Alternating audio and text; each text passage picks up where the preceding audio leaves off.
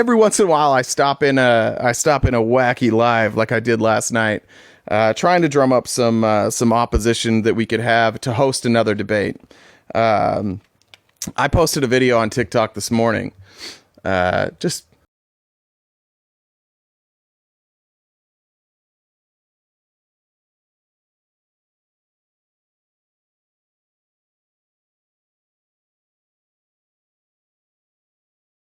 Hey. I didn't even have to change it.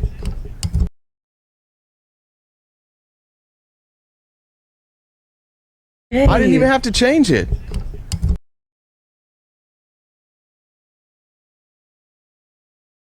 Hey. I didn't even have to change it.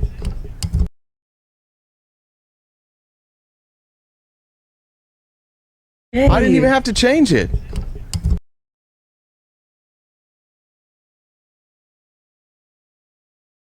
That's I'm gonna hilarious. chew on some gum today.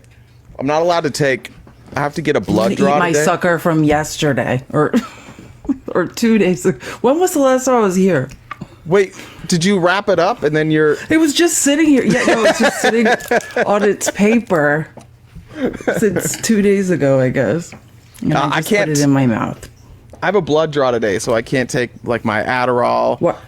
Or like I take DHEA as a supplement. I can't Why? take, like, Why can't you? Are you trying to like? Is it you trying for it to be drug free, or why can't I have you no take idea. your medication? No, I have like, I go see a holistic doctor. When we were doing IVF, we went to this. I don't. Is holistic the right word? I don't know. A holistic doctor that just Yeah, like made sure, like, naturopathic. Is it naturopathic? yeah, that. And so every like 6 months or so, I just go in and they just check all my levels, especially like, you know, I'm getting closer to 40. We should see in the next couple of years, like you'll see your free testosterone start to drop. So they just monitor it like every 6 months, which is cool. But when I go, I have to be fasting and I can't be on any of my supplements or medications, which by the way, You're going in for low T. well, I guess every time Finally. they do. Finally, they do check it every time. So far, my T has been free and not low, but at some point it will be, and that nobody should ever be embarrassed. Who cares? About that. You know, I say that because that's like a Republican thing now. Matt Yeah. Gaetz, every congressional hearing, have you noticed that? Somehow has to say that like Democrats or somebody has low testosterone. Yeah, which that's Matt Gaetz's favorite thing to yell out is accusing someone of having low testosterone. It's like everybody in that someone's room protesting too much, Matt. It's you. Yeah, everybody in that room probably, just given their age, has low testosterone, with the exception of Marge. But everybody else, and I only say that with Marge because Marge has way too much rage. There's too much rage in that human being.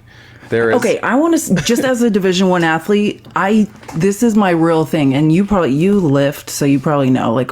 But like I've always said, I don't know about like anabolic steroids, but this is just because I've known a lot of people and dated a lot of people who've done it. Like, you know what it looks like Marge does. Allegedly, in my opinion, human HGH? growth hormone. Yeah, that's what I was gonna say. Yeah, 100%. You know how like your jaw like expand. yeah. Like, Rogan. yeah. Barry Bonds. Look at That's their exactly look at their face expand. all Yeah. my friends from college, like athlete friends from college, like that's what she looks like. I think if I 100%. remember right, Barry Bonds had his hat size was like maybe 7.5 or something when It's he like entered the 8 league, now. and it was like 8.25 when he left. Yeah, Barry it's- Bonds is his literal like bone structure shifted. Like, yeah, Barry Bonds is like the best example of what happened there.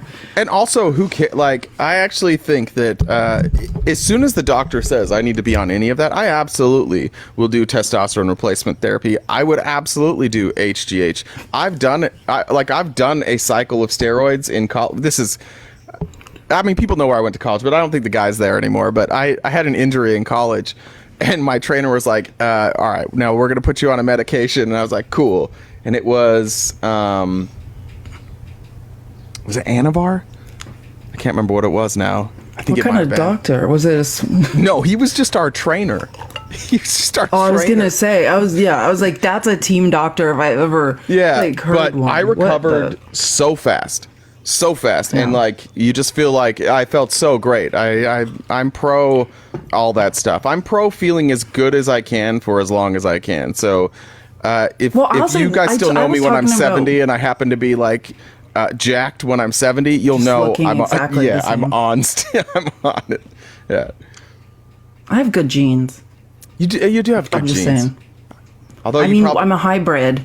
I'm a crossbreed, so I think I have extra good genes. Well, you know how like look at dogs. When you try to like pure breed a line, like all Dalmatians are like deaf, and like some you know. Wait, like, is that true?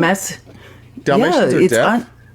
You didn't know it's bred didn't into know them that. genetically from the breed. A lot of them are like not every single one, but the purebred ones, yeah, they go deaf. I had no idea. This is news to me. Look, we learned something. Yeah, that's new what today. happens when you try to like keep like eugenics, you know, and try to keep like lines pure. It's not healthy.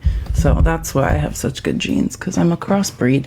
Somebody just said this, but and I don't remember if I saw it because you put it on the outline or if I saw it on Twitter this morning. But did you see that Aaron Rodgers is being floated as RFK's running mate? It is in the outline. Yeah, that's something we definitely need to talk about. It's well, what I mean is that the worst choice? It's Jesse the Body Ventura, or no? Obviously Jesse's better, Aaron. But can you imagine those two just pontificating, getting high together in the White House? Like that's all thinking that they know what they're talking about. Like two really rich people that have no business having that much money. I've changed my approach scary. with all my MAGA friends. I am now, instead of talking about like Trump versus Biden, I'm just convincing all of them to vote for RFK.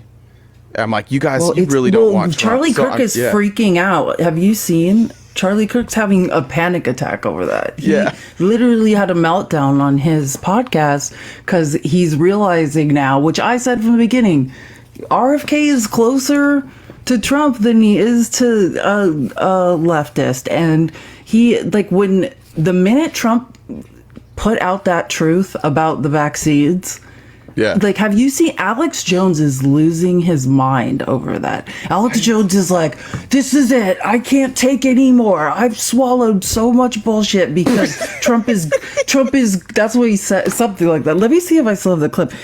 Because Trump is great, like, over... Oh, sorry. The amount of times Alex Jones has tried to quit Donald Trump, it's like 20 now. He's done this a bunch of times. Like, all right, that's it. That's enough of him. And then he comes back. He'll be back. He does quit all the time. It's hilarious. Oh wait, I do have it. Hold on. Oh my god, this actually, now I'm remembering. I was gonna make a TikTok about this, but Alex Jones stuff just gets automatically shadow banned on this app, or at least every time I try.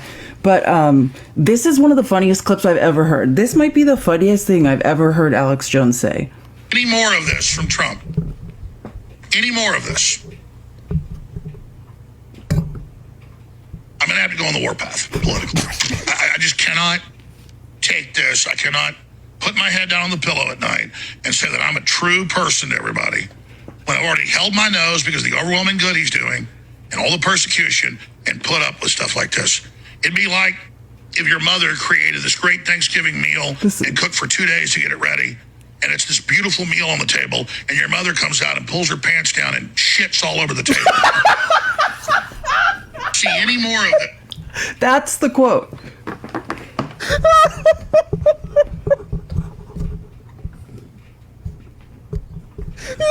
And he said it so casually and just kept talking like it wasn't funny. Like he didn't mean for it to be funny. That was like a matter-of-fact statement. And he was just like, anyways. Thanksgiving at the Jones household was wild when he was growing up. You guys don't like this stuffing? I'm gonna shit. There's so many weird. I got really. What did you think? We never talked about it. What did you think about employee number 5 in his interview? Oh, sorry. Why don't you finish what you were saying? We should. No, let's not. Let's not. This was okay, good. Yeah. If we start talking, I'm gonna go. I'm gonna say something I shouldn't say probably because I do that. First of all, Brian, I hate saying this because I believe Brian Butler. A lot of people are like, why is he coming out now? Well, he came out like he was in the indictment. Well, that's what I wanted to say. Well, no, that's not why. You guys, that's why I want to talk about this. So let me just get that away. Hold on, before we go down there, I just want to know if you had this same vibe. Did you get any George Santos vibes from Brian Butler? Oh no, George Santos is actually funny. But George Santos is smart and funny. He is a con artist, but George Santos is smart and funny. It was the glee. Like when he was spilling the tea during the interview, he just caught like he got this like shit-eating grin on his face, and he kind of fixed his posture. That's what I mean. I thought it was. Listen, the guy got his own lawyer. This is all I'm gonna say about Brian Butler. From the very beginning, even before like the indictment came out or anything, he had retained counsel. Like he's smart enough to know that what was happening was really messed up. He got his own lawyer and stuck with it. And just so everyone knows, because he might not be the only person coming up to do an interview like this, Brian Butler is not an attention whore. He's not trying to mess up the case at all. The reason this is happening is because of Donald Trump himself.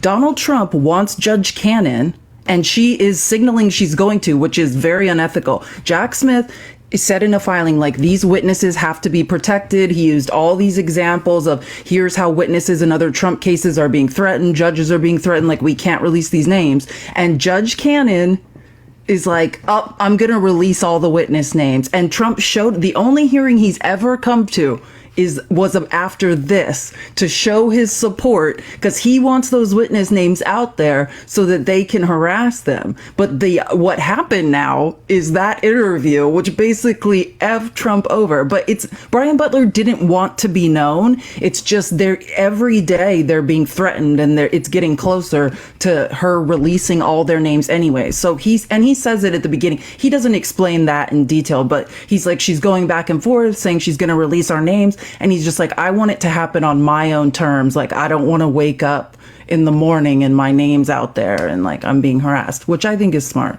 Yeah, no, I agree with that. I thought he did take like a little bit of pleasure in it, which I enjoyed. I've become really petty in the last week. And I think it's just because you don't say. Yeah, you don't say.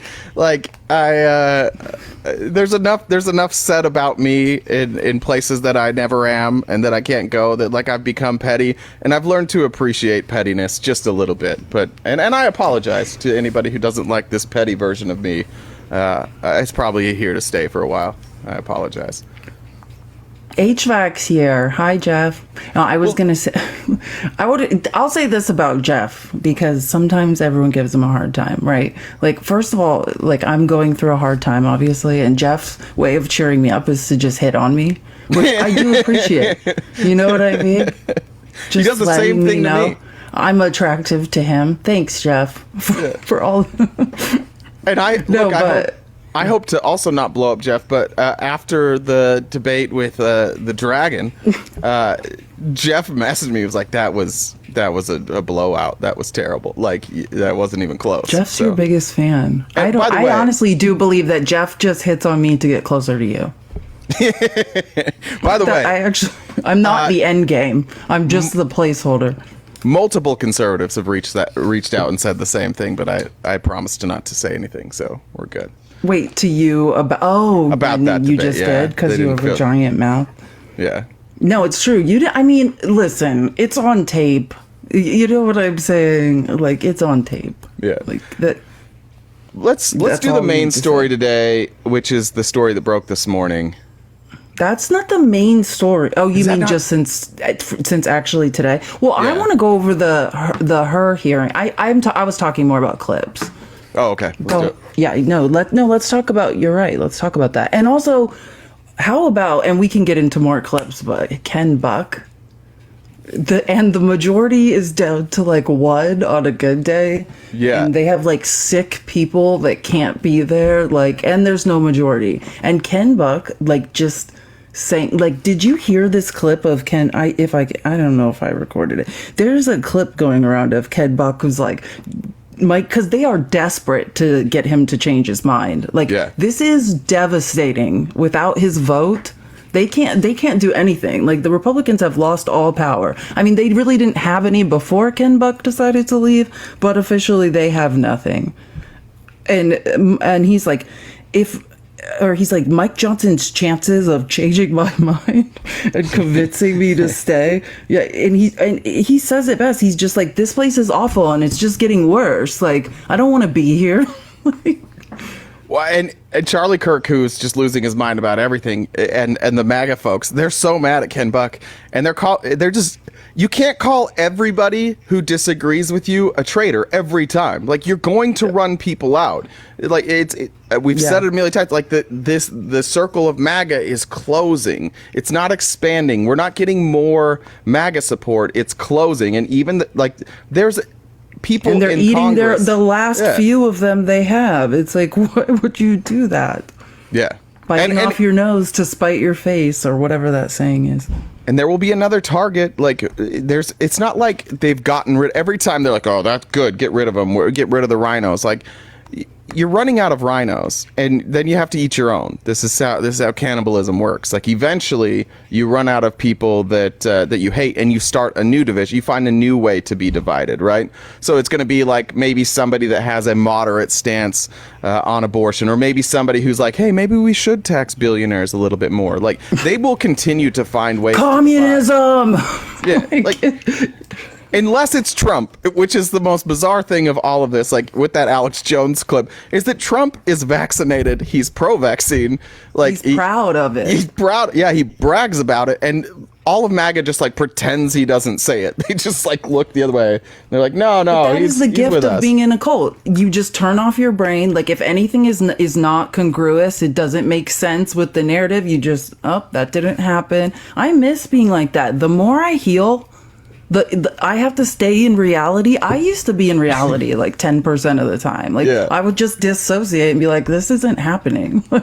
Now I'm like, is this what people are doing? They're living in reality 24 hours a day. This is hard. Oh, I have an update on Mike Lindell. Do you guys remember how I told you on Monday that he's showing up on the steps of the Supreme Court? Yeah. And he will be releasing the Kraken finally, or whatever the treasure trove of information that he has about the Carrie Lake lawsuit, like that she's really the governor, or, the machines. It's Mike Lindell versus the machines. And he's going to have a press conference. No, don't. I'm sorry to inform you all that the press conference has been canceled because Mike's lawyers have advised him that this is a very bad idea and he should just submit the file digitally. Listen to that.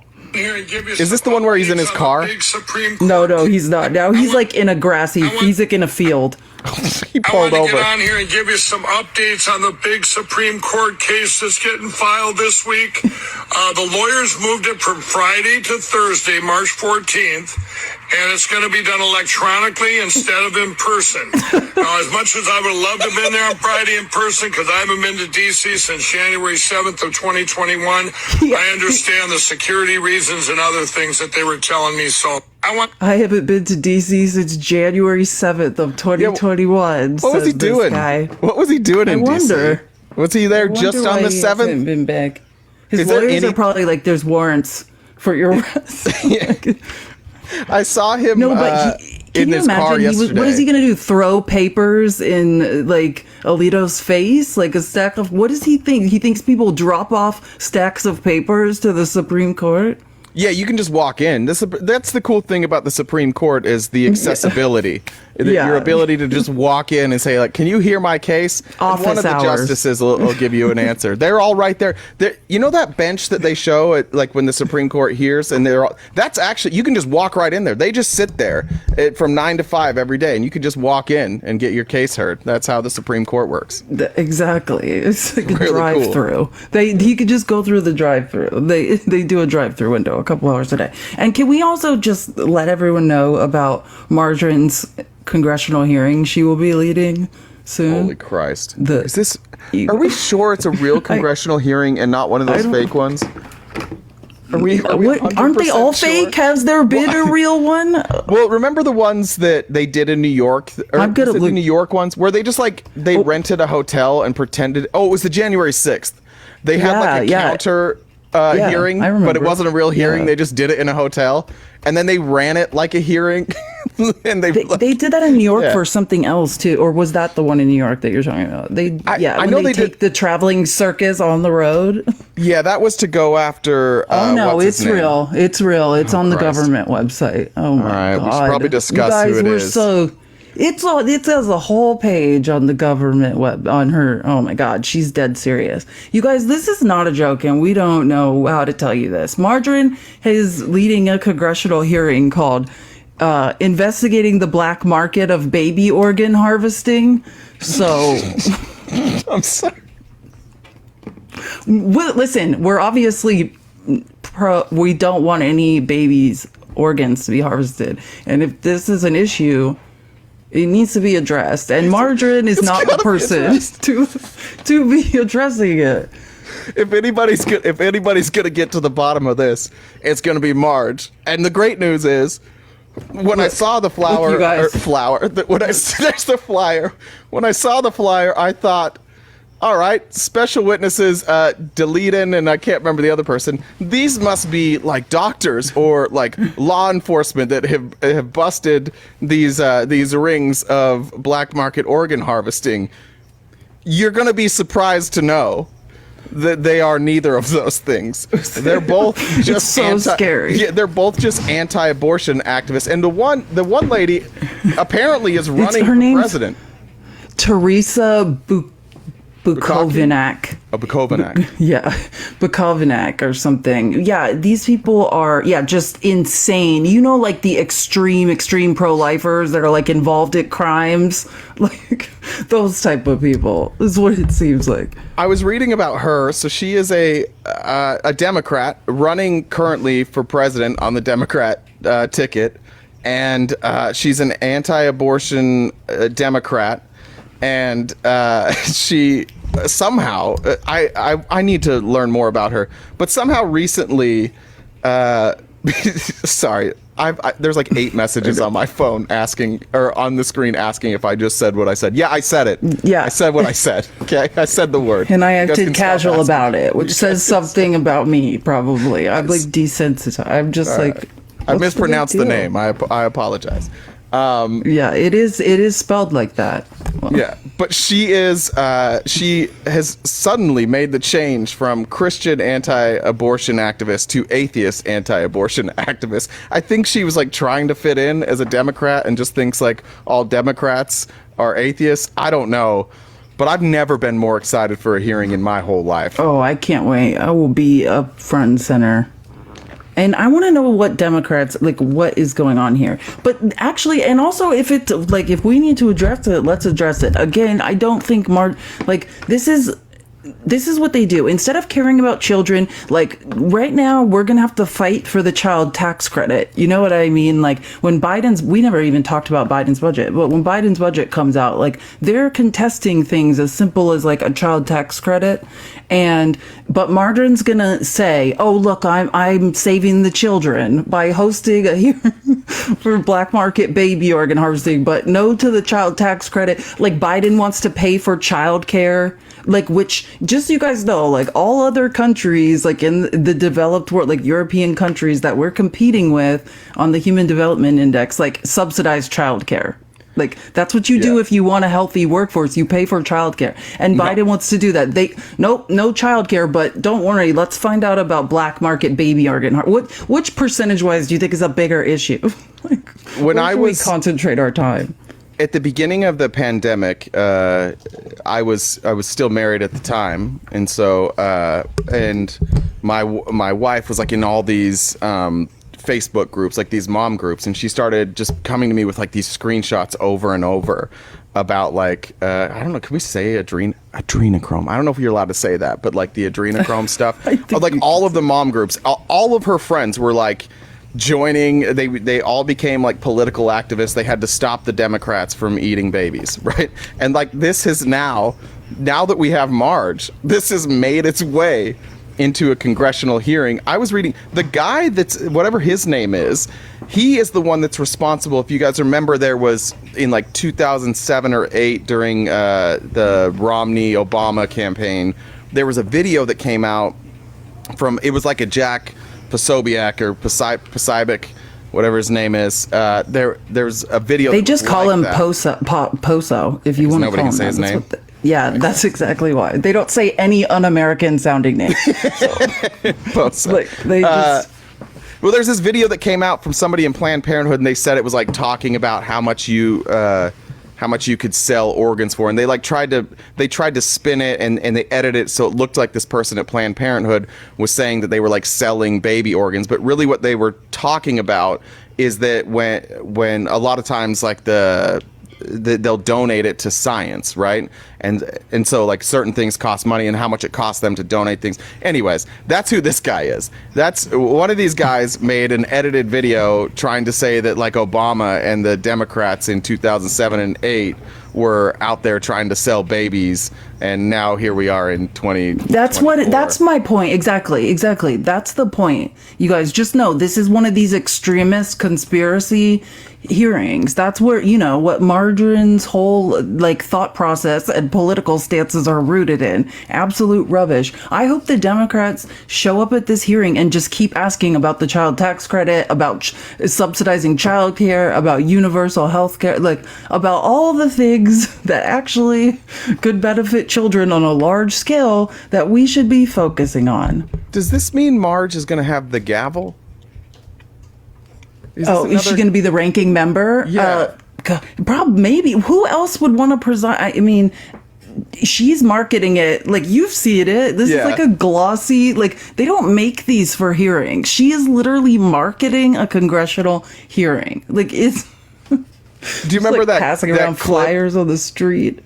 That clip where she whatever hearing she was in charge of, and she's like, the members are reminded to adhere by the rules of decorum, and literally everybody in the room just started Everyone started laughing. Yes. She's like banging the gavel. She gets to be speaker like once she's speaker like pro tem, like once a effing week. It's unbelievable. And honestly, Mike Johnson's, and we didn't really go through the State of the Union on the show, but like, did you guys see the clip where Marjorie's talking on some far right media about the sergeant at arms asking her to take that hat off? And she's, Marjorie is just like, no. Like, he can come make me, or she's like, or you could throw me out or whatever. And Mike Johnson was too scared to do anything. He tried to have the sergeant at arms tell her to take it off. She wouldn't, and he backed down. He is terrified of her. So now we're having another conspiracy hearing instead of just funding like things like the child tax credit. Yeah, and just so people know, like, one of the things, like, Mike Lee came out directly, which was funny. Mike Lee was sitting fairly close to Marge, and Mike Lee, like, as soon as the State of the Union was over, ran outside and filmed this video, just like, this is exactly what I thought it was going to be. Like, there's supposed to be no political speech or political demonstrations or political like attire during a State of the Union. Biden was political. There were multiple Republicans that said that, and Marge is wearing a fucking MAGA hat. First of all, she's wearing a hat. So embarrassing. What the goddamn are you doing? Yeah, the problem is you cannot wear a hat, and I just want to point out that because. This is a fact. This is something that happened that sickens me to this day. When Jamie Raskin had to go through chemo and was losing all his hair and wanted to just have a scarf on his head in order to shame him while going through chemo, they said that he wasn't allowed to have a head covering, and those were the house rules, and we're going to make him have, you know what I mean, like take it off. And then he said he was going to make Mike Rogers take his wig off. He had to take his head. And Mike Rogers is a Republican from Alabama. And he said if he has to take his scarf off, then Mike Rogers has to take his wig off, his toupee off. And so they let it go. But this is who these people are. And Margarine has that hat on. That's my point. And we're talking about just around the halls of Congress. They wanted to make it so he couldn't have a scarf on while he's going through chemo. But they'll allow her to do that. Yeah. Well, look, she's she'll fuck you up if you try and take her hat off. Like, who's going to fight Marge? Nobody's fighting Marge. I don't want to fight Marge. Come on, she's 5'3", but she's like a little gremlin, you know what I mean? Like, when I watch her do her weird, like, CrossFit training videos, yeah, she would go for your knees, you know what I mean? Like, yeah, that's the scary part. I watched a video recently of Mike Tyson explaining why he was so good against taller fighters. And it's because they have to punch down and they're not used to punching down. And look, I'm telling you, look at the MAGA Republicans. Who's going to fight her besides? Yeah, I'm not scared, Margarine. I have a long reach. That's why I'm good at volleyball. She will never get near me. That's a good point. But I think Mark Lee, John Harvey, Oswald Mullins would probably fight her. He'd probably challenge her to a fight. That's what he loves to do. Oh yeah, that is his name, isn't it? Mark Wayne John Harvey Oswald Mullins, I think. It probably is his name. Who's like, I just started as a plumber. Oh, you inherited a multi-million-dollar plumbing business like from your family, and you're acting like you were a lowly plumber, Mark Wayne, and that's why you need to fight the Oh, what a great segue! Did you see? The Teamsters, the vice president of the Teamsters was on CNN last night, basically like, it's not official, but of course we're going to endorse Biden. Like, I did not. Let's play those. Let's do some Teamsters clips. Yeah, you gotta take control the of this. unions are coming round. What? Yeah, I'm taking I've completely derailed. We're going through, what you need to actually, you have been such a great support to me, so I'm not even going to joke like you haven't been supporting me. Thank you. Look how nice I can be sometimes. Just saying. Okay. This is the vice president of the Teamsters on CNN last night. Based on what you heard in the meeting today, will Biden get the Teamsters endorsement? I feel pretty certain he will, based on the tone and tenure of everybody in the room. And, I wasn't present for the last interview with the former president, but everyone sort of made a big difference between,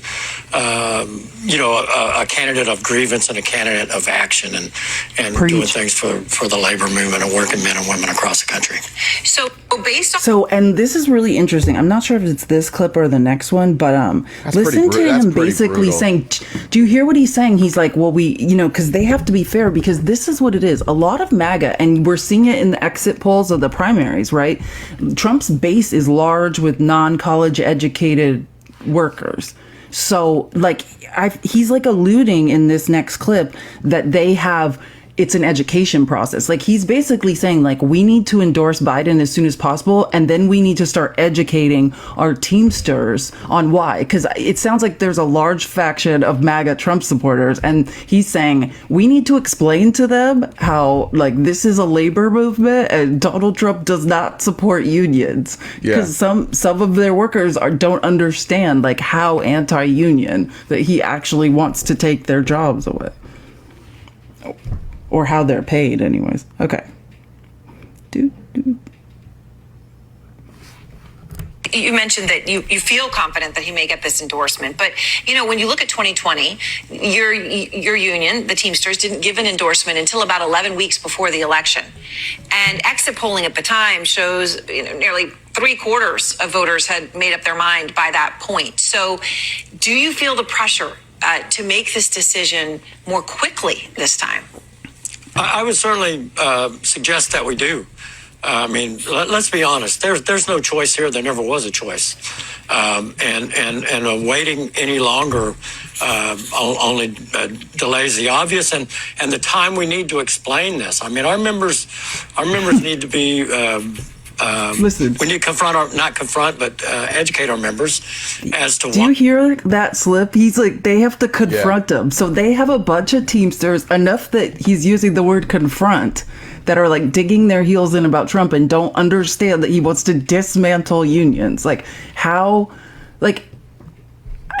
now that Biden's drilling more than ever before, even I don't understand oil and gas, why you would, if you have a job, if you're not a capitalist, you know what I mean? If you're not providing the capital in a business, it doesn't make sense to vote for Donald Trump.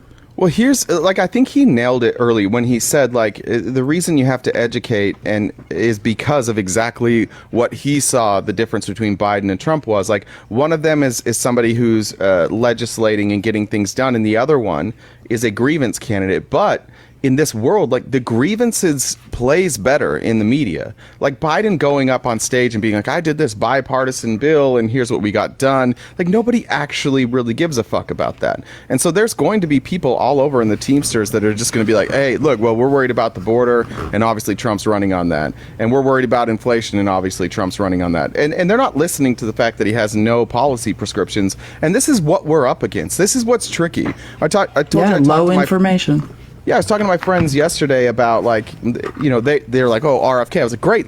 I have to move you to RFK because if I try and convince you that you have been misled by Donald Trump, and you're talking to somebody who doesn't want to talk about politics, right? They definitely don't want to be wrong. It's really hard.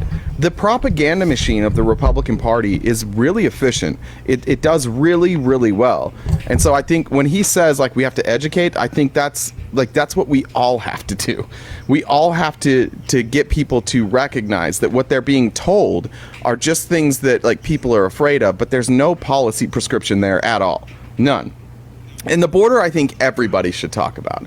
I think if you have a single friend that out there that's voting Republican or is upset about Biden, and you have a single friend that out there that's voting Republican or is upset about Biden and people in our country, whatever they bring up, it's important to redirect to say, I hear you. Should we do something about it? Yeah. Okay. Well, let's explain what happened then. Let's explain that there's a bill sitting there, a bipartisan bill that has been killed simply because of Donald Trump. And the question I think is the best question to ask is, would you rather see it fixed now or in January? Everybody's going to say now, but Trump is saying January. Right? Like those are the type of conversations we need to have, because the propaganda, the fear mongering, like, you know, if you have a child and you see that horrific story about Lake and Riley, like it's easy for you to see that, to hear that, to be emotionally impacted by that and be like, all right, well, I have to vote for Trump because this is happening under Biden, and not understand what actually happened there, not understand like what policies are allowing people in, what policies are making it so we can't vet people. That type of understanding is exactly, I think, what the Teamsters and all of America needs to do. We need to get back to a scenario where we're talking about what's really happening and not these hypothetical, like, threatening scenarios. I agree 100%. And also, I just promised someone in the Discord I would show my squishmallow that was in my photo this morning. This is Francine, sent to me by someone that watches this show. I do love squishmallows, especially when I'm anxious. This Francine the Queen, isn't this cute? Yeah. Anyways. I don't. Is that just like a giant stress ball? Is that kind of like the? You don't know what squishmallows are, and you have a daughter? Okay, well, that's. I don't want to accuse you of not being a good parent or anything, but this Wait, is I what think she children. might have. She might have one. I think every child in the free world has squishmallows. They're like Beanie Babies, but better. Okay. And if you go for the 20-inch ones, those are the biggest ones. This Always is go like for the medium. Bigger one. This is medium. She likes dolls, and then she just has like a stuffed llama that's like her best friend. She doesn't really care about other stuffed animals or stuffed things. Well, everyone has a plushies. favorite stuffed animal. Yeah. Yeah, but I'm just saying, squishmallows you can never go wrong with for a child. I'll go get her a squishmallow. I apologize to everybody. It's a thing. I apologize. I promise to get a squishmallow. Sorry, later that was... today. Oh, and guys, tap the screen. Keep tapping the screen. Let's get to 60K. If you would like to donate to us, this is Cash App. This is Venmo. There's PayPal in the tip jar in Jay's Linktree. What else do I need to say that I haven't said? Oh, yeah, we're taking opposition. If you're a Republican and would like to talk to us about anything we're talking about now, please request. Okay, and let's finish the clip of the vice president of the Teamsters. This is so critical to them. They're Social Security is one of the issues we discussed. Yeah. Joe Biden was key in saving the pensions, not just for our union, but many other unions that were troubled pensions. He has been very, very positive and proactive in reforming the labor board, the Department of Labor, OSHA, all these different agencies that really, really affect the livelihoods and well-being of our members and those folks that aren't members. And that's like the non-sexy part, right? You know what I mean? Like he's talking about, yeehaw, thank you for the hat. Yeah, that's the problem. Like it's what you're saying. Like what's interesting to Trump, to MAGA supporters, is just like these flashy things he yells, which are not factually true. They're lies. But they're just like, well, Trump said. They don't go any deeper. They don't fact check. They don't care. Like, oh, actually, is his tax policy going to hurt me? Yeah, They and then don't care. the follow-up question is, what is his tax policy?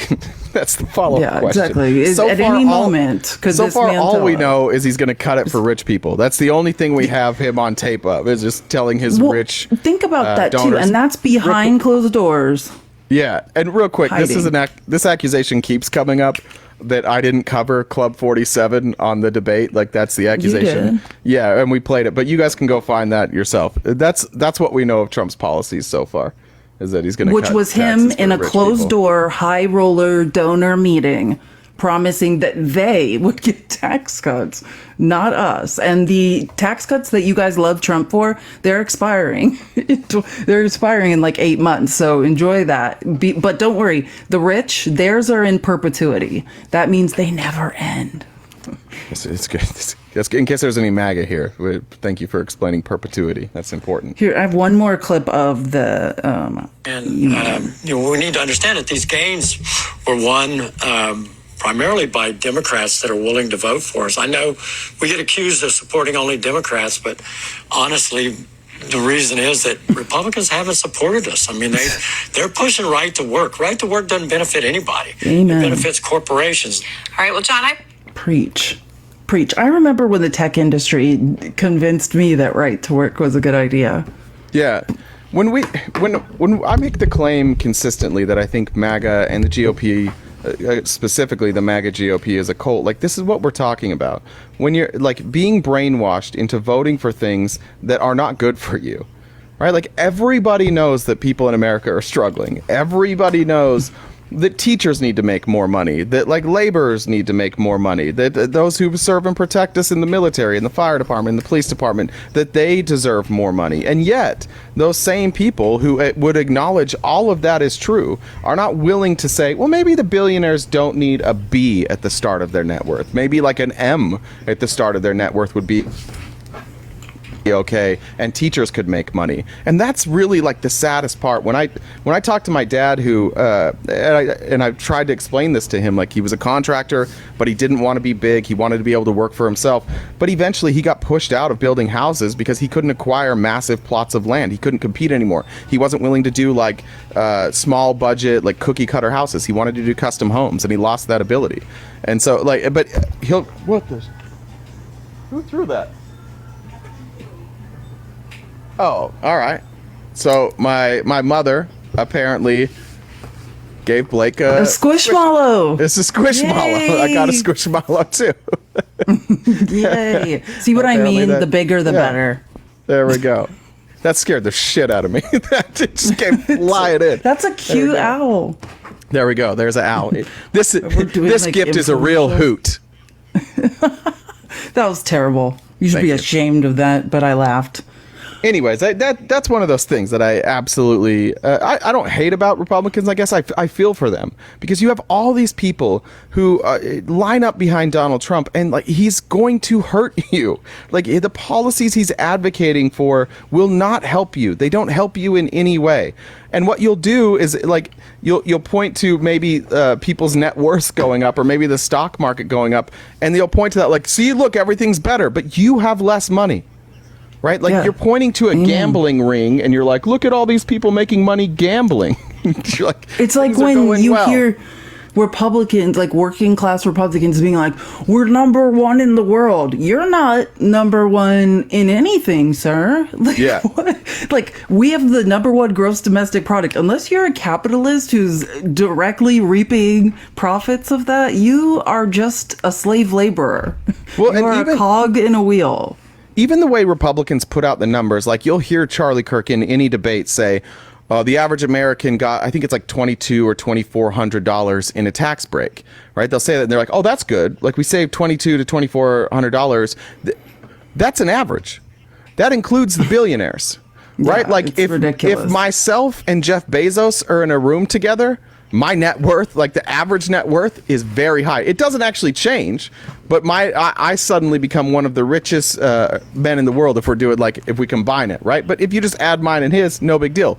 But that's so dishonest, and that's how they do this. The average American I think their tax cut was somewhere around like $300 or $400 when you look at what the average median American actually was cut. But because all these billionaires got massive tax cuts and millionaires in the 1%, when you factor all that in, then it's 22 or 2400, whatever the number that he quotes is. But that's the thing. That's what sucks, is they're lying right to your fucking face. They're saying, look what we did for you. And they didn't do that for you. They did it for the 1%. That's and then how they got won't that give you number. good enough schooling to be able to do the math to figure out if they did it for you. Like, you see what's happening here? And then they defund the Department of Education and make sure they will forever be in an ignorant loop. Like, it's embarrassing. Yeah. I saw a tweet today of, well, actually, I'll put it up later. I don't want to explain it. Okay. Never mind. I don't have all the details right. I don't want to get it wrong. I'll bring it tomorrow. It was an Elon Musk thing. I hear you. You are obsessed with Elon. Well, I can't, because I get so... It's too much misogyny. I can't hang around those, like on Twitter, because... God, just reading the comments of his tweet, scary.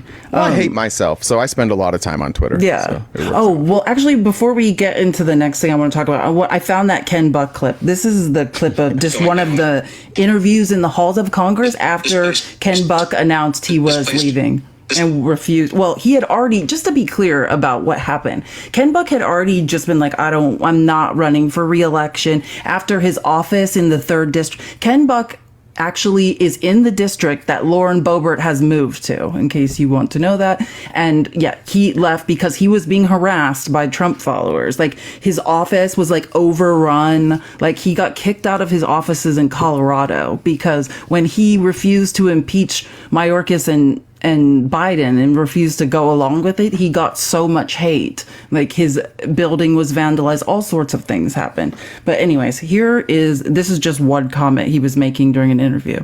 This place just keeps going downhill, and I don't need to spend my time here. We've taken impeachment and we've made it a social media issue as opposed to a constitutional concept. Mike Johnson's ability to talk me into staying here is going to be about as successful as his ability into talking me into unconstitutional impeachments.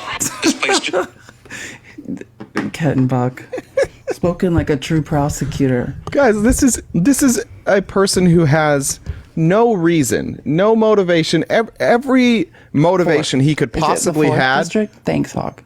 Thank you. Yeah, every motivation he could possibly have would to be say the opposite of what he's saying. There is no benefit to him personally, financially, career-wise. Like, there's no benefit for him to come out here and say this. Like, that's when you know somebody's being honest. There's no reason. He's putting himself in the line of fire, and he's just telling the American people, like, guys, it's a fucking joke here. Like, the GOP is a fucking joke. We've turned impeachment into a social media event, or is that what he said? Event or thing, whatever it was. Yeah. Social media. Yeah, it's like a thing that happens on Twitter to get clout, and he's absolutely right. Let's talk about that. I know you have a whole bunch of clips from that her hearing yesterday, HUR, by the way, which was embarrassing. I thought her was going to be a better witness for them. I thought. Well, I want to see. Yeah, given that he had left the DOJ, when I heard he left the DOJ, and not only that, I didn't tell you guys because we weren't here, but like. He left, and the lawyer he retained is an old Steve Bannon lawyer. Like, he was giving all the signs that something horrific was about to happen in that hearing.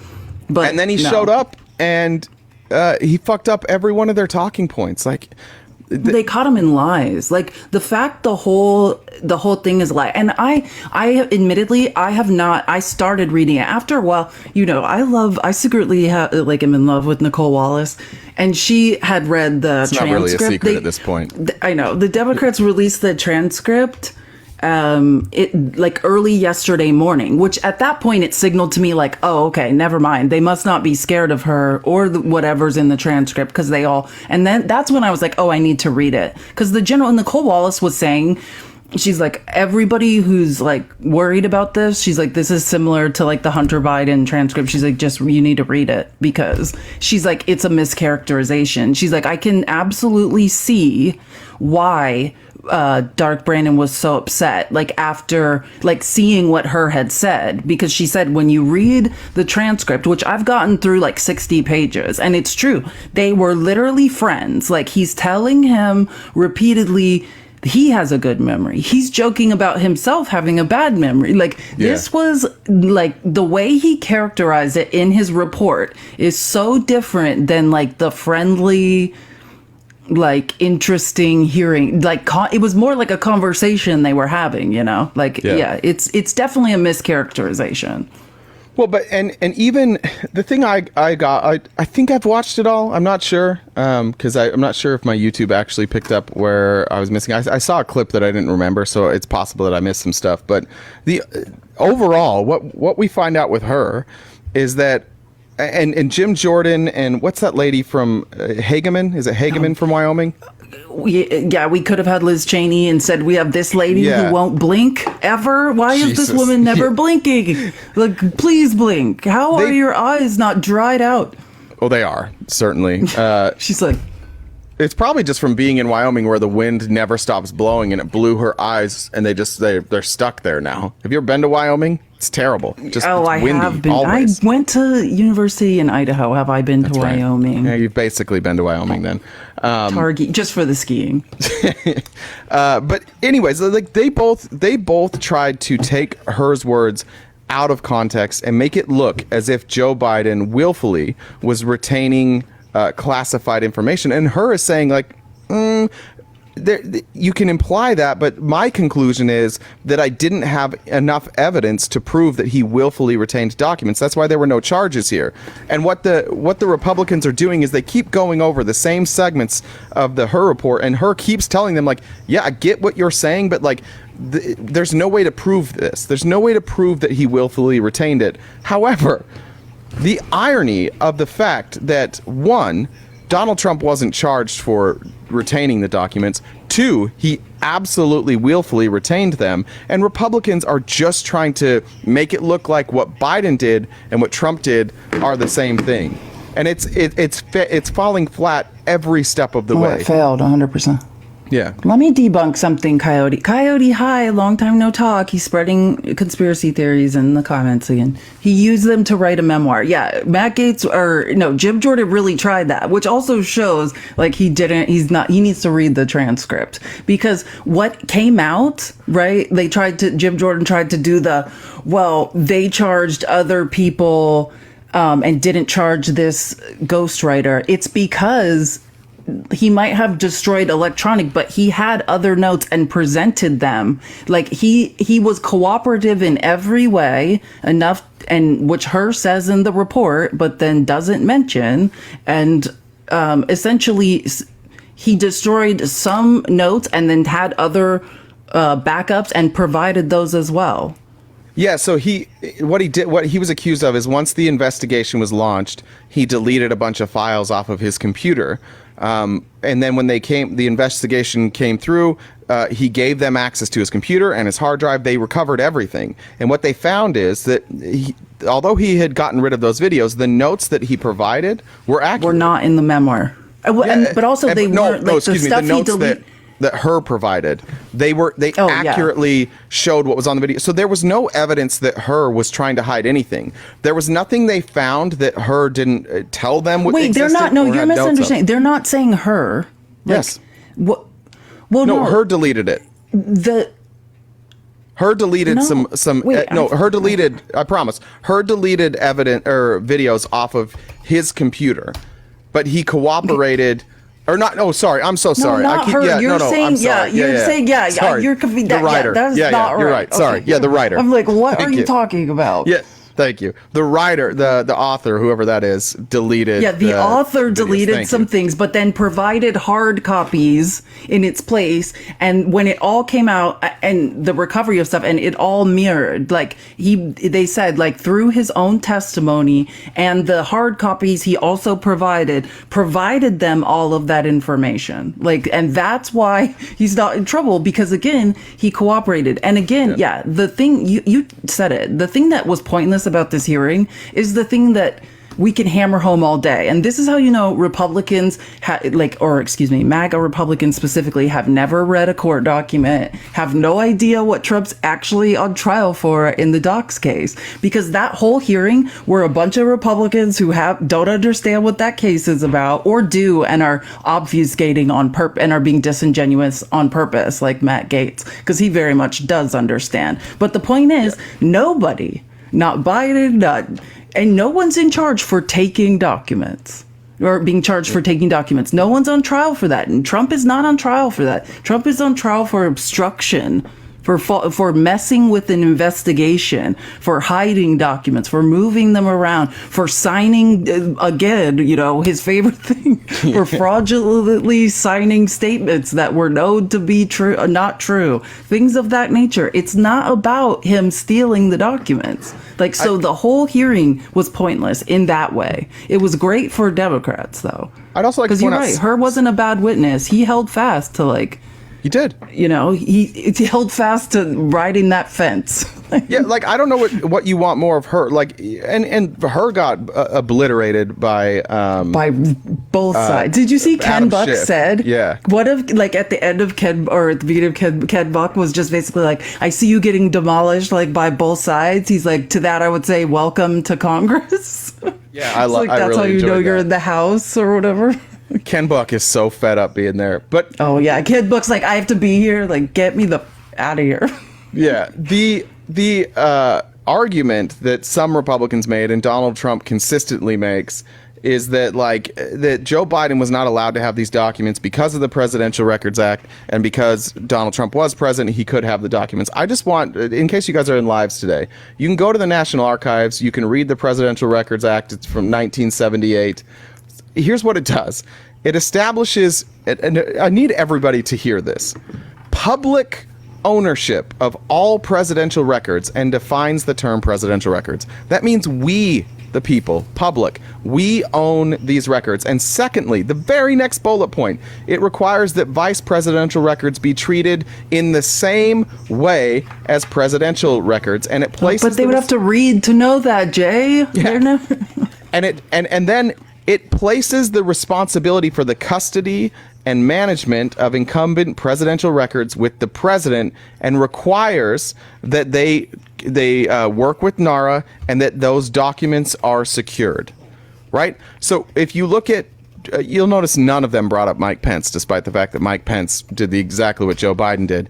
But you'll notice not that, a word about Mike Pence. That's true. Again, the only difference between Donald Trump and what these folks did is that Donald Trump obstructed justice. He lied about it. Joe Biden and Mike Pence said, "Come on in, come check everything. Let us know what you can find." And that's what Herr concluded. That what crime are we gonna even charge him with here? What crime? The closest thing they have is a quote that he gave, that Biden gave the ghostwriter, saying something like, "I found the classified documents." Biden is on the record saying, "I shouldn't have said classified. What I meant was personal." He said it was a memorandum that he had written to President Obama, and he's "I said classified, but I should have said personal. Nothing in that memorandum was classified, but I couldn't find it when I was being interviewed, and then I found it." And so you can believe him or not. If you believe Biden's lying, fine. But there's still not enough evidence there to charge him with a crime. Even if you think he's lying about that, you can have that opinion that Biden's lying. You still can't charge him with the crime, because how the fuck are you going to prove that?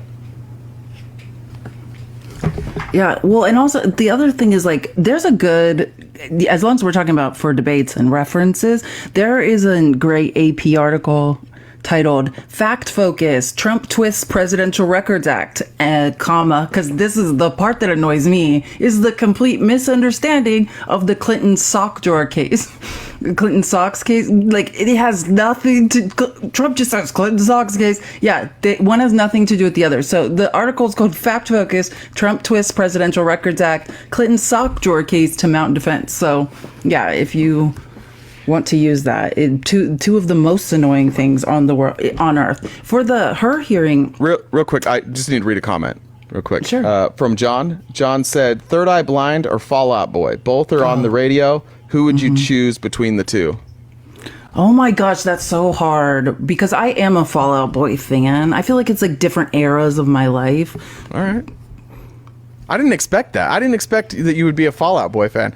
Mine is I easy. like emo, weird. Yeah, I can put on black eyeliner, dress in all black. I used to go to a lot of live music shows. That kind of used to be my thing. Third Eye Blind provided probably one of the greatest moments of my life. Third Eye Blind's good too. Yeah.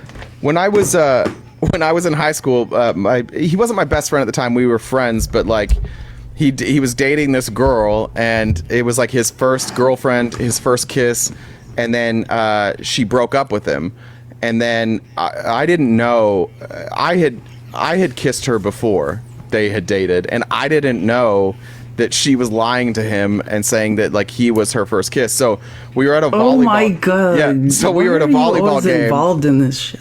And he's like, "Hey, dude, can you come talk to me?" And we left the volleyball game and we were driving around. He drove this big old. Why do Mormon men play volleyball? I will say. No, we were watching women's volleyball actually. Oh, okay, but it was like the state tournament or something. And so we were driving around in his big Lincoln, and he was just crying to me about how she had broken up with him, and he's like, I thought this was real. Like, she was my first kiss, and I was her first kiss, and I was like, uh-oh. And so I had to tell him. But during that drive, we talked for 2.5 hours, and about an hour and a half in, I was like, hey, dude, do you have this song? It's How's It Gonna Be? Remember that song? Yes, everyone loves that song. Like, it's like, yeah, we've all had a breakup to that song. I said, do you have your CD player on repeat? And he's like, no, I burned a CD with only this song. And it was like 16 times. It was 10 tracks. So we bother about that all the time. We always play Third Eye Blind, but he just sat there and cried and listened to Third Eye Blind over and over and over. So it was one of my favorite moments of my life. Who has not done that at some point in their life that's a millennial? Who has not listened to Third Eye Blind and cried somewhere? It's a sad, great chorus to cry to, like the emotion. How's it gonna be? You can really cry with it. It doesn't. Oh, I saved the recording of that song you sang to me. Do you want me to play that? I sang you a song? Yeah, in an audio message, and I saved it. I want to play it. I don't know. I don't remember what I said. It was but you like, can play it I know, because we can't remember yesterday. Like, literally so much has happened. It wasn't yesterday. It was like the day before, which now seems like 3 years ago. So it's like it never happened. Don't worry. Yeah, you can play. This is my way of cheering people up. I'm not very good at like serious conversations. He can't. Yeah, you can play it if you want. Sings. No, I don't actually know where it is. I'll find it. I'll play it. Remind me tomorrow. But I want to say about the her hearing about, Adam Schiff. We had a lot of stars. Obviously, it's hard to stand out on the Democratic judicial and accountability hearing teams. But yeah, Adam Schiff was awesome yesterday. So was Swalwell. Ted Lieu is always, you could just tell, Schiff like was when mad. you have Did you notice, like... because this shit is personal to him. Do you know what I'm saying? Like, this is why, and I want to make clear, because I know it seemed like I was, like, almost weirdly not defending Katie Porter in the whole Adam Schiff versus Katie Porter election thing. But that is because, I think, of... Like, I have this emotional attachment to Schiff, like watching him be trashed. Because at this point of my life, I was spending a lot of time on right-wing social media. You know, I have a whole other life and like handles and stuff on right-wing social media. I have like followers. And so I just could not bear like what Schiff got. What happened to him on right-wing, far-right social media was scary, disturbing, wrong. Yeah. Like what happened to him for being an amazing lawyer and doing his job extremely well scared me. And I have epic sympathy. And I think Swalwell got it a little, not as bad as Schiff, but a little bit. You know, they both have like full-time security. Like these people, like Adam Schiff can't live his life. And I think you're right. He was, like, you saw like the years of what he's gone through since all the Russia collusion stuff. Yeah, ironically, like the chances of you being harassed go up significantly more with MAGA. if your last name allows for a good nickname. A pun or something. Right? Like Shifty Schiff. Yeah. They could remember that. So they're like, who do you hate? They're like, Shifty Schiff. Fuck that guy. And they just direct their rage at whoever has the best You never hear nicknames. them saying desanctimonious because they don't know what that means. Why? It's too many syllables. That's a lot of syllables. That's why he had to change it to DeSanctus. Yeah, 3 syllables max for MAGA, or they just can't do it any longer. Let's see. Okay, let's start with Raskin. Raskin had some good stuff too. So proud of them. With such a striking contrast, our colleagues have switched over from being impeachment investigators for constitutional high crimes and misdemeanors, which is how this whole thing started, to being amateur memory specialists, giving us their drive-by diagnoses of the President of the United States, whose soaring oratory, powerful historical analysis, and devastating extemporaneous repartee. Come on. Like, did you hear that? Marge just had a stroke. She's like, fuck. Do you hear what I'm saying about big words? Like vocab to me, that is corn. Like, if someone talks to me like that, like, yes, I will hook up with you. Like, what Raskin is amazing. To being amateur memory specialists, giving us their drive-by diagnoses of the President of the United States, whose soaring oratory, powerful historical analysis, and devastating extemporaneous repartee with even the most skilled ninja hecklers of the Freedom Caucus were on full display at the State of the Union address last week for the whole country to see. God, Jamie Raskin is a tactician. That man half is of my MAGA was hero. like, I didn't I get have no it. idea. I know. And Robert Hurt was like, this is, you could tell at times he was like disturbed. Who was it that was speaking and he was rolling his eyes? Like, because the Republicans attacking him, at least the Democrats, they are doing it intelligently. They're making they're following lines of logic. Like, some Republicans would start harassing her and you could just see it. Like, he's just like, I'm not listening to this. Well, he did that with Hageman. But did you, at the beginning of that clip, when he's like they've dropped like the impeachment inquiry for high crimes and misdemeanors, and I think you hear Jim Jordan in the background go, "We're still doing that." Like, yes. No, guys, we are still doing that. Jim Jordan embarrassed himself yesterday. Because remember, I think we talked about this before.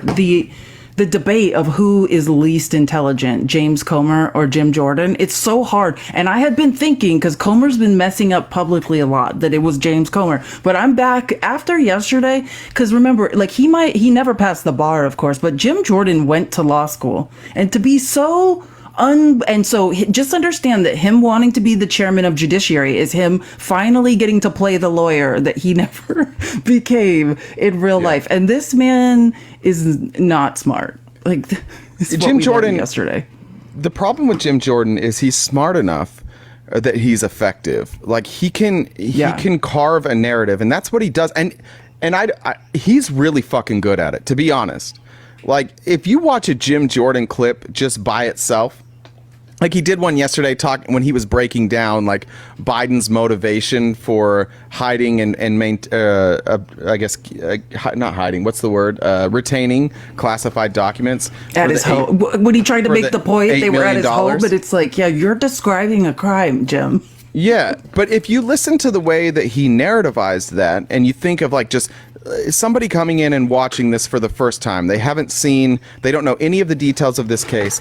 The scary part about Jim Jordan is that he's effective for people who may be new to the case. He makes compelling arguments because he narrativizes. He adds his own interpretation of what people were feeling or their intent, and then he'll just type in or put in like key phrases from the Her report, and he's really fucking good at it. That's the problem with Jim Jordan. He is an effective communicator. He always does the 3 or 4 points, something that you guys can remember so that you can go on and you can repeat it. Oh yeah, dumb down, like to deliver, like, here's the propaganda. Yeah, a packet of propaganda that I want the MAGA simpletons to regurgitate as much as possible. Yes, Jim Jordan knows how to speak to his people 100%. It's just, again, not based in any factual information. So what I mean is just the glaring difference, I guess, between Jim Jordan and the actual intelligent lawyers in the room who, like, you could just tell her was just like, whatever this guy is talking about. Like, no one, like, wasn't, you know what I mean? Like, when Democrats were insulting her, you could tell, like, he was engaged with it, like, wanted to spar with him. With Jim Jordan, he's just like, oh, God, this guy. Like, nobody even knows what he's talking about.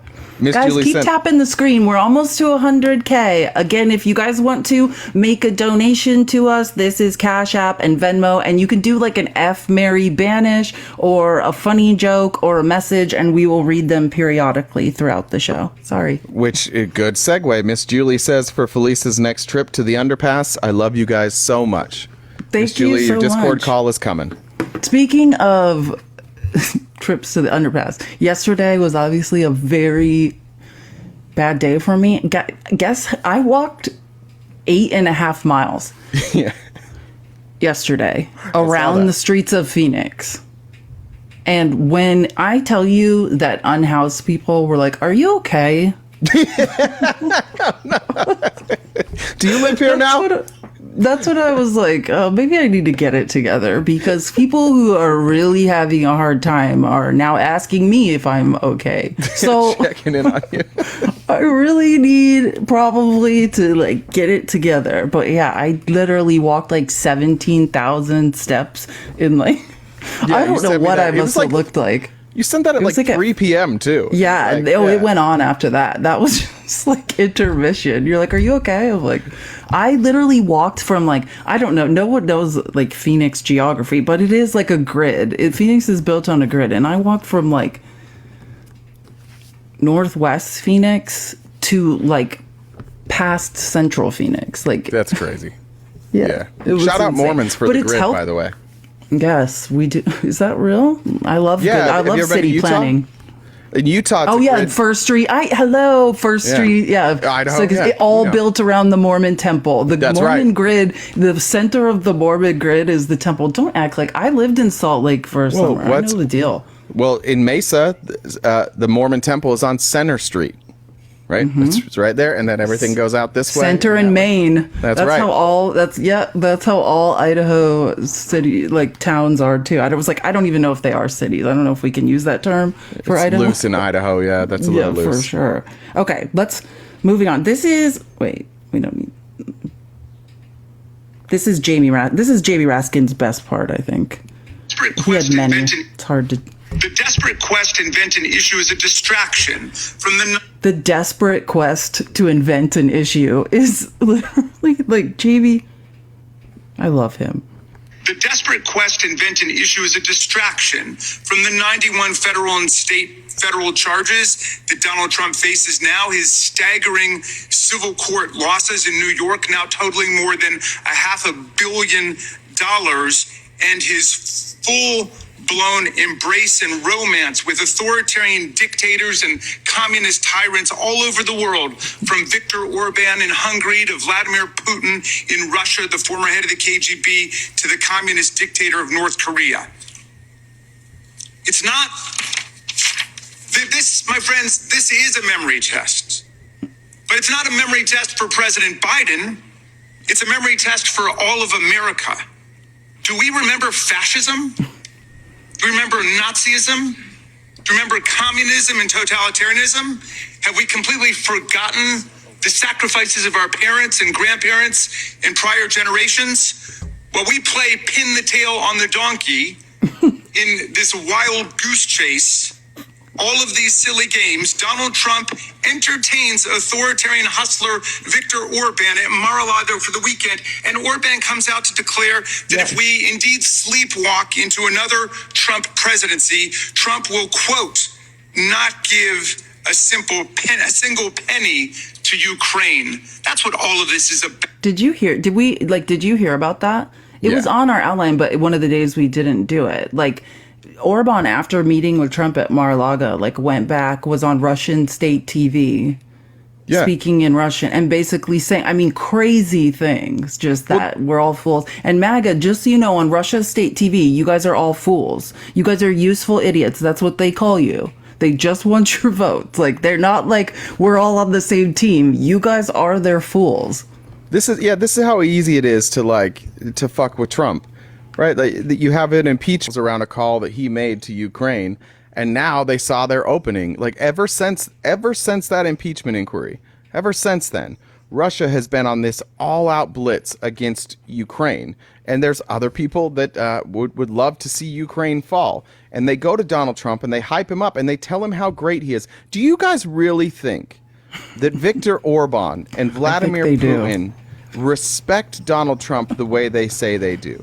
Because do you ever hear them talk about anybody else that way? Or do they know that in order to get on Trump's good side, all you have to do is blow smoke up his ass?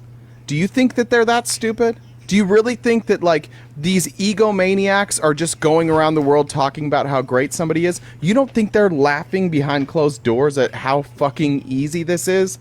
The story from Brian And Butler, it's not behind closed doors. It's on Russian state media. They're not like, oh, Trump's our ally and he's a good guy. And they are saying he's an idiot. His followers are idiots. Once we get them to vote for him, it's all over. Yeah, Brian Butler taught us that if you give Trump some money and blow smoke up his ass, he'll tell you military secrets. No problem. The startling part about Brian Butler's testimony is that, like, when what's that guy's name? The Australian billionaire, whatever his name is. The Australian billionaire. Oh, I can't. Yeah, when he gets back in the Harry? car, they're Is like, it "How?" Harry? Yeah, they're like, "How did it go?" And he didn't say good. Yeah, it was good. Yeah, we had a good time. He's like, yeah, he just told me all about, like, the submarines. He's just like, he just jumped right into it.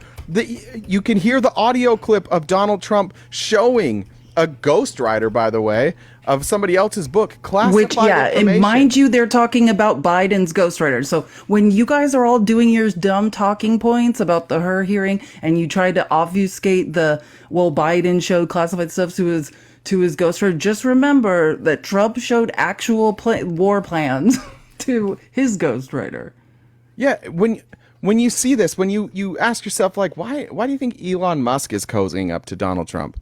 Why are these filthy rich people cozying up to Donald Trump? They see how easy this is. This is taking candy from a baby. You show up, you tell him he's great, and he gives you whatever the fuck you want. That's all. It's all. You give him a little money, tell him he's great, and if you have any sort of clout at all, if you have money, if you have power, and you tell him he's great, he's yours. You've got him.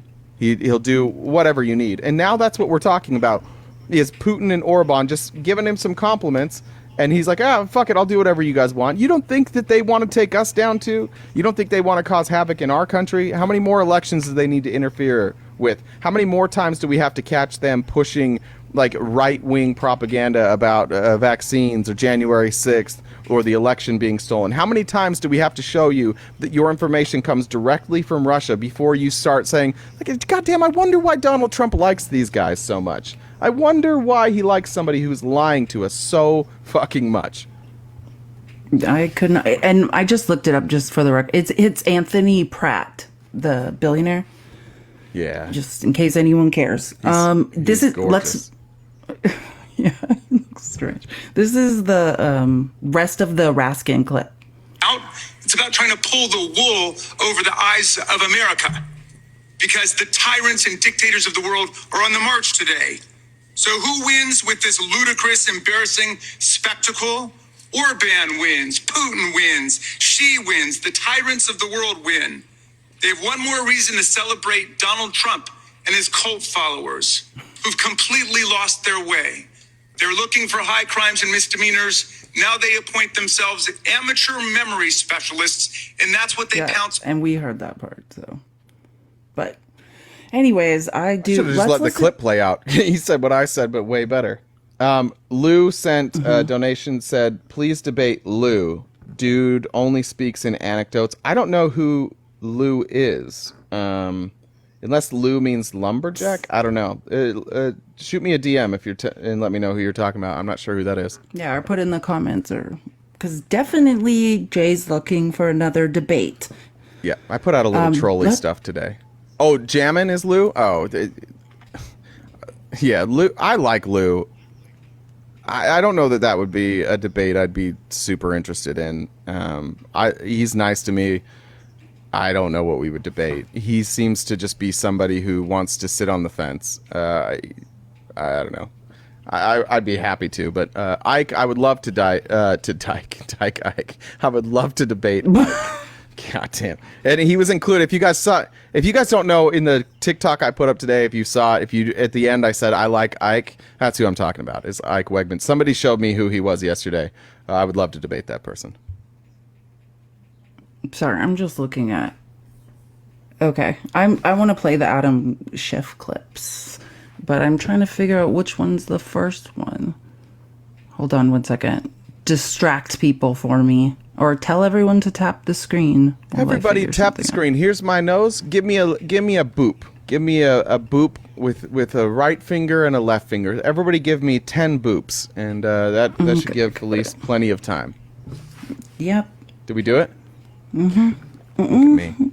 Perfect. I want to ask you about some of the differences between the facts involving President Biden and President Trump. But before I do, I want to refer back to your opening statement in which you said that you did not disparage the president, your report. But of course, you did disparage the president. You disparaged him in terms you had to know would have a maximal political impact. You understood your report would be public, right? I understood, based on comments that the Attorney General had made, that he had committed to make as much of my report public as consistent with legal policy and legal requirements. And you could have chosen just to comment on the president's particular recall vis-a-vis a document or a set of documents, but you decided to go further and make a generalized statement about his memory, didn't you? Congressman, I could have written my report theoretically in a way that omitted references to the president's memory, but that would have been an incomplete and improper report, and then it does not reflect my analysis. You could have written your report with comments about his specific recollection as to documents or a set of documents, but you chose a general pejorative reference to the president. You understood when you made that decision, didn't you, Mr. Herr, that you would ignite a political firestorm with that language, didn't you? Congressman. Yeah, he did understand. Like, let's be on and put in. Anyways, this is. I'm just moving, and then Schiff can I just real quick? Mad. Like, I'm not. Go ahead. I'm not an attorney. I've obviously never performed one of these investigations. I would just say this: that I've watched enough court TV. I've watched enough hearings that to conclude that you know what the jury would think about somebody, and you know that the jury would find them, what did he say, sympathetic, and that's why you didn't bring charges. What good prosecutor would ever use that as an excuse? Oh, I've got all the evidence, but the jury would be friendly. Like, who would ever say that? That's nonsense.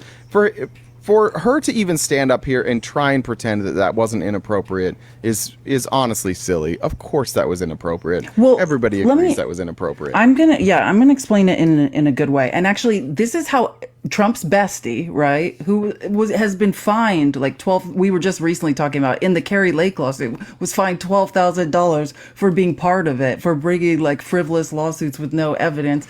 Defended Trump, defended Jeffrey Epstein. This is who Alan Dershowitz is. President of the Harvard Law Review has said that this is complete bullshit, right? Like, and it should never have happened. Specifically talking about Herr's report. And let me just take a second grade grammar teacher and explain why. When you use the words, let's say, sympathetic witness or you know what I mean? Sympathetic is an adjective. You are describing, or let's say sympathetic old man. Sympathetic and old are adjectives describing man. So, and Alan Dershowitz's point is like, there are no adjectives to be used in a report like this. Right. Because imagine if it was the opposite. If he said African American, like evil, right? Do you see the difference? You cannot, you do not describe, you do not decide based on your own bias how you would describe anyone. Right. Like in these reports, it's completely inappropriate. And my point in using that is it can also go either way. Like he's describing sympathetic and old, but the reason to use any adjectives, right, are going to influence people's ideas and opinions, and they have no place in the bearing of guilt or innocence. Yeah, and just to point out that this idea of a two-tiered justice system. Donald Trump was asked under oath what year he was married. No idea. He misidentified his wife. He said E. Jean Carroll was his ex-wife. He said, I don't know, thousands of times. And what you didn't see from Jack Smith is a bunch of indictments talking about his poor memory and his age. Nobody else does this. Like, you have every bit of ammunition you possibly could have needed to do the exact same thing to Donald Trump, and they never did it. And they had evidence too. Notice that was never included in any of Jack Smith's indictments. None of that was. And none of that was included in any special prosecutor case I can imagine. It wasn't included with Robert Mueller. It wasn't included with Horowitz. It wasn't included with Durham. None of these things have ever come up except for this, what I forget his, I want to say Ben-Hur every time, which is like an old Robert Hur. Bobby Hur. Bobby Hur clearly has a political bias here, and clearly he has political plans. You guys, just so you know, he's a Federalist Society lawyer. Like, this is a true, tried and true. This is a follower of why can't Leonard I Leo? was just about to say Leonard. I was going to say Lex Luthor. I was like, Same why thing. am It's I? not way why, off. Same person, same character. Just but yeah, like, this is a Leonard Leo establishment Federalist Society like lawyer. Like, there is no. It's very clear what he was doing and why. And it's just further evidence of where we're at right now. And this is why, like, it gets scary, it gets frustrating, it gets exhausting, because we are currently in a scenario that we've never been in. Like, we have a party that consistently lies about things that you can see. They consistently break the norms, they consistently break the law, and then they lie right to your face. This is not politics as usual. This is not a politician leaving out facts and just trying to massage the truth. This is not a politician potentially just giving a one-sided argument. These are politicians now that are lying, that are corrupt, that are trying to take down our democracy, that are trying to destroy our established form of government, trying to destroy our Justice Department. This is not normal. This is, and everybody going along with it needs to recognize what they're doing. Do you honestly know the plan?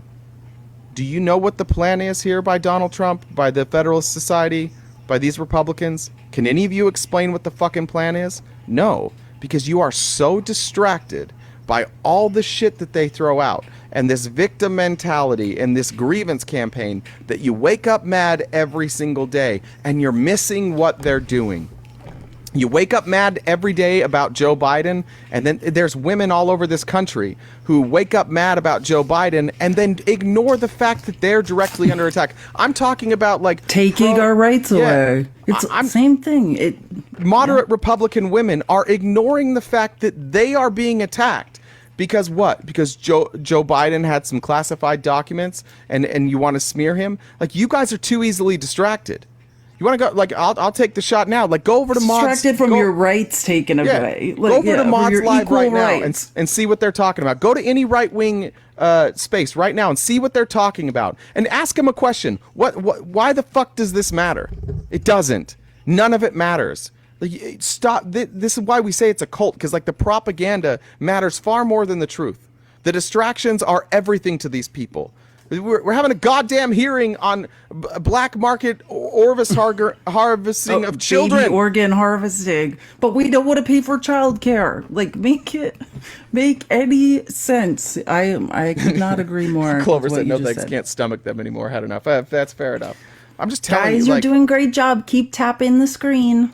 This is a campaign. It's a distraction campaign. That's how the Republicans are running this. They don't want you to read Project 2025. Distraction. They don't want you to read Agenda 47. They don't want you to look at what's happening at our border. They don't want to talk about the fact that people in this country can't afford health care. They don't want to talk about the fact that corporations are buying up everybody's houses and the unhoused have no place to live, and the average everyday American can barely afford their house, even with salaries that 5 to 10 years ago would have been enough to save for their future. No, they don't want to talk about that. They want to talk about this all the fucking time, as if it matters.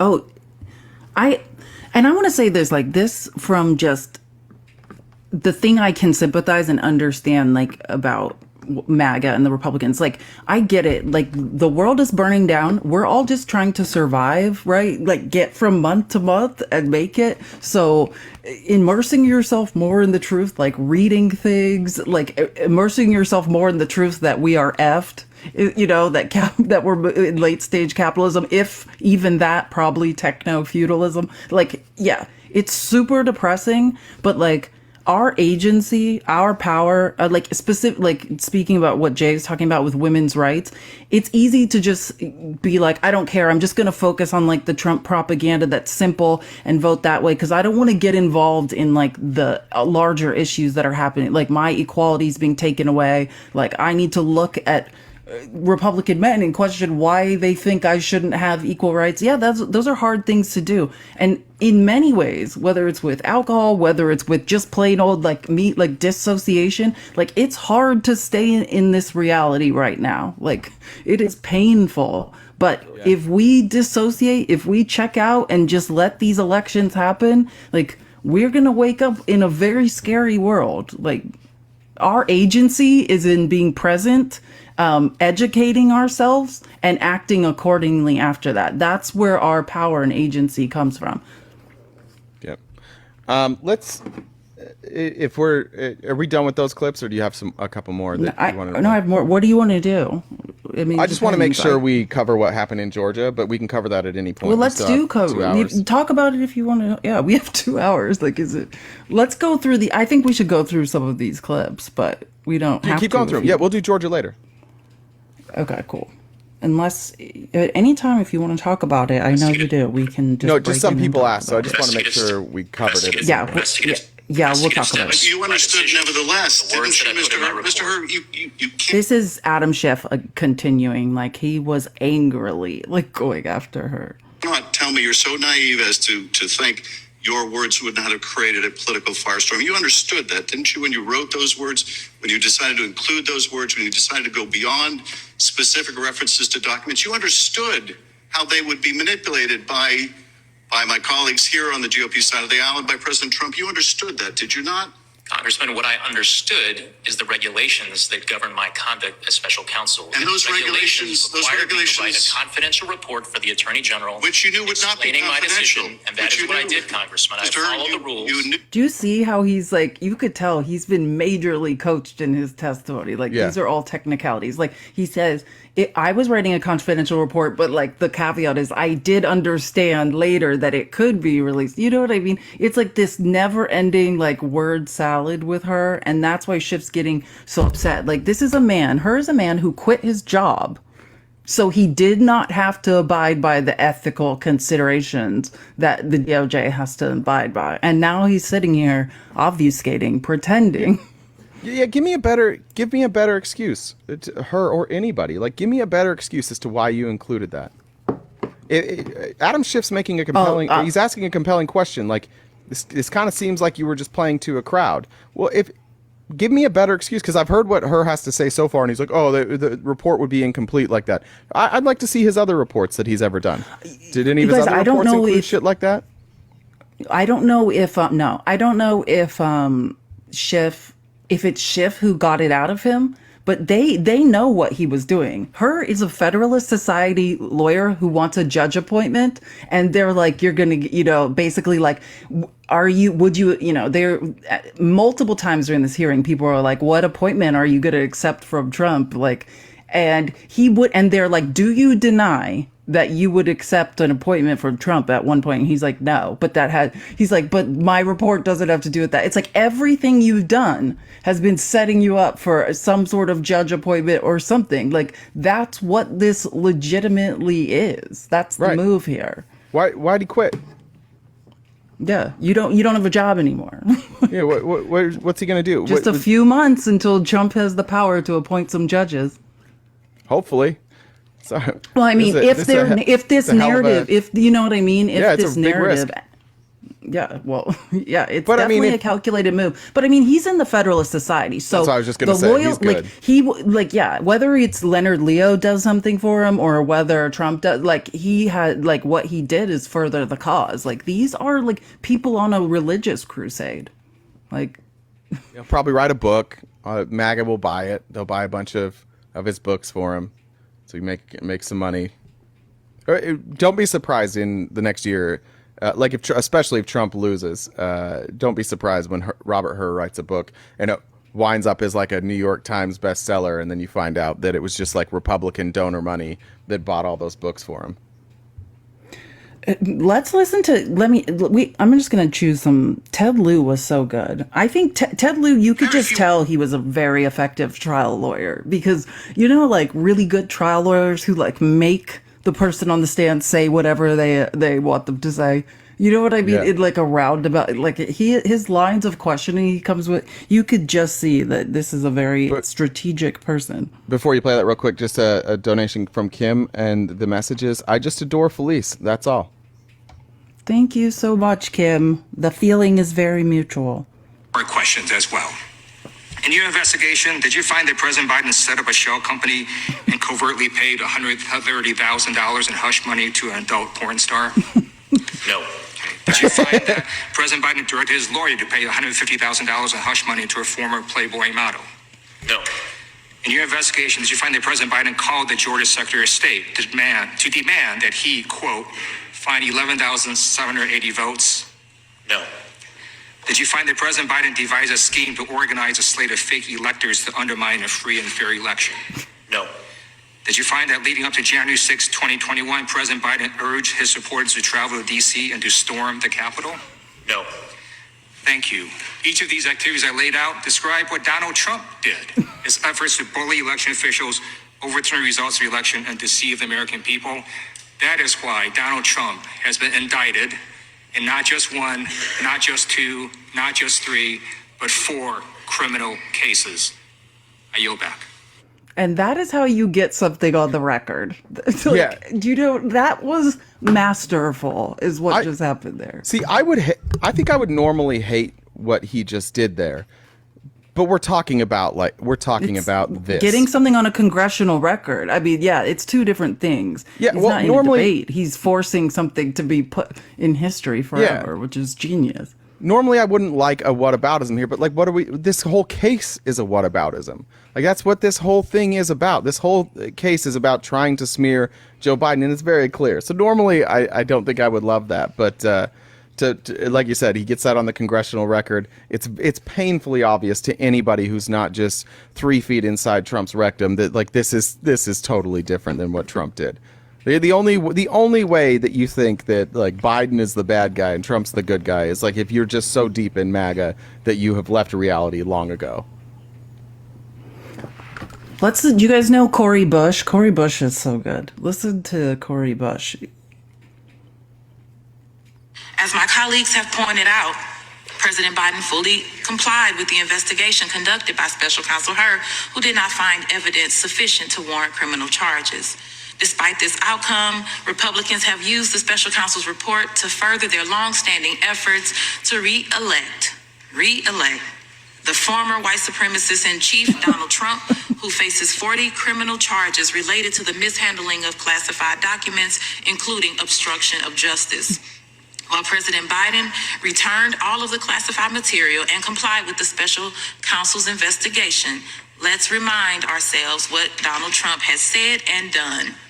He refused to turn over the classified documents in his possession to the National Archives. He is on tape sharing documents he said he could have declassified when he was president. He wrongly claimed in an interview that the Presidential Records Act allows him to do whatever he wants, and he was allowed to do everything he did.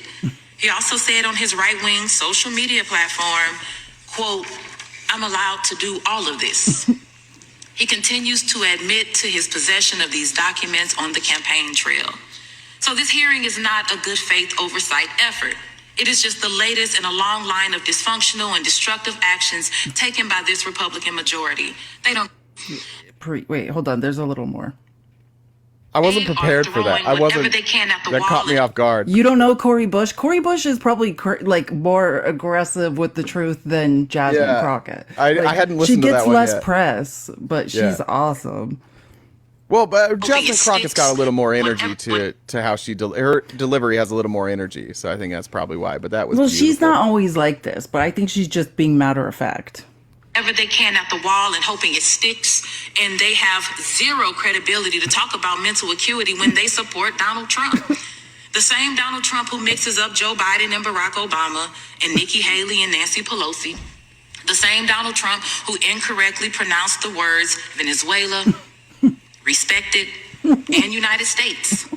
The same Donald Trump who calls January 6 defendants hostages. And the same Donald Trump who believed bleach injections would treat COVID-19. That's right. It is deep. They are thrown. Told the people. And just like, this is very much like, this isn't a debate. This isn't, like they are doing this to get these things in the congressional record for all time. Like, let's remember who this man is and what's happening right now. Yeah. Like it's like that tweet I sent you from Ron Filipkowski, he's like, in today's news, like, Joe Biden's old, and then listing the crimes that Donald Trump is like committing today. And it's like, make it make any sense. That was beautiful. That's beautiful. That's absolutely beautiful. Let's keep going. We might as well. Look, I guess I hate talking about this because I think this hearing is bullshit. But I actually, like, I guess if you're gonna have a bullshit hearing, we're gonna make fun of it. It's not all these. Well, it's not even about. Like very much what you need to understand about congressional records is that should we have had like the Twitter hearing, for example? No, they are bullshit. But what they are doing is and the Democrats have become masterful at. These are trained trial lawyers who are used to like being trial lawyers in huge depositions and are getting all of the facts like into the congressional record. This has. For a while, I hated these hearings, and now I see it for what it is. Like, that this has actually been turned on its head, and it's benefiting us. So you're saying that, like, they have foresight, and they're saying, like, history, if they look back on this, we want in the record these things, right? When history looks back. And I'm a historical researcher. Like, that's what I used to do. Well, one of my side hustles in college for one of my professors. Nerd. And that's when you think about sources, right? Like, when the New York Times, like, that's an authoritative source, but it's still a secondary source, right? Media. The congressional record, people are under oath on the congressional record, and this is what you call a primary source that will be sourced in history. There's no better place to get facts on the record than here. There's no more reputable source than the congressional record. And that's what they're doing. They're memorializing like the most valid primary source in history, who Donald Trump is, hearing after hearing. Yeah. We've said it before, but history will not remember Donald Trump well. And the reason I say that is because if you look at the history so far, let's ignore just now. Let's look at Donald Trump from the time he took office until now, or the time he started campaigning. How many things did he lie about? How many things have crystallized now that, like, what was in dispute is no longer in dispute? The longer we get away from his record, and the further we get away from his fanatical supporters who try and smear everybody and obfuscate from every argument, the further away we get from that, the only people that really remember are those that are researching, those that are actual historians. There's too much stuff for just the MAGA people to keep fucking up. But the further we get away from him, the more poorly he's going to be looked at. So 20 years from now, I've said this a million times, but 20 years from now, all your friends that talk about Donald Trump that are MAGA, they will lie to everybody about supporting him. They lie about it now. Come on. When it's face to face. That's true. Do you know any friends they'll be like, oh, I'm independent. All of a sudden it's like, I don't know who I'm voting for. Because you'll be kicked out of social circles. You're not going to see these MAGA flags flying. You're not going to go into somebody's house and see, I mean, maybe David's, but you're not going to go into somebody's house and you're going to see a bunch of pictures of Trump. No, everybody will be embarrassed that they supported Donald Trump, and they will try and hide that as much as they can. Okay, let's listen to Swalwell, because I think he did a great job. He always does a great job. He was impeached for leveraging 350 million U.S. taxpayer dollars over Ukraine to get dirt on President Biden. He was then impeached a second time for inciting an insurrection. He was charged for possessing classified documents and obstructing justice. He was charged for paying for the silence of a porn star. He was charged in Georgia for his role in... Like, bringing that up and getting it on the congressional record, that's the new Yeah. PAB. Like how they had to get the Chrissy Yeah. Teigen, like over and over, they would make the witnesses say PAB. Yeah. That's what, like yesterday, the mentions of Stormy Daniels at an all-time high. I got this. She when she says PAB, she means pussy ass bitch. When There you go. I'll say it. I don't want you to get in trouble. I'll say it. But then when Chrissy Teigen called Trump that, January 6th. He was charged in the District of Columbia for his role in January 6th. He owes $400 million to the state of New York for defrauding the state through his taxes, and he has been judged a rapist. You want to be perceived, understandably, as credible, and so I want to first see if you will pledge to not accept an appointment from Donald Trump if he is elected again as president. Do you hear this? This is what I was talking about. Will you pledge to not accept an appointment for Donald Trump? Because that's what this is about, is a judgeship. Chirp, chirp, chirp, chirp. If you will pledge to not accept an appointment from Donald Trump if he is elected again as president. Congressman, I'm not here to testify Seems like an easy about answer. what will happen in the Got him. You know what I mean? Got him. The future judgeship right here, and the next Judge Cannon. From Donald Trump if he is elected again as president. Congressman, I'm not here to testify Seems like an easy about answer. what will happen in the Considering future. what I just laid out. I'm here to talk about the report and the work that went into it. And But you don't want to be associated with that guy again, do you? Congressman, I'm not here to offer any opinions about what may or may not happen in the future. I'm here to talk about the work that went into the report, which I stand by. He was Like, there you have it. And that's why these hearings are important. That guy just said the truth. He will take a judgeship. It's also interesting to hear him say, like, I'm here to talk about the work that went into the report, and I stand by that. No, that's not why you're fucking here. You're here to talk about what you wrote in the report. Nobody's asking about how hard you worked on it. We're asking you why the fuck you wrote the report this way. That's what we're asking.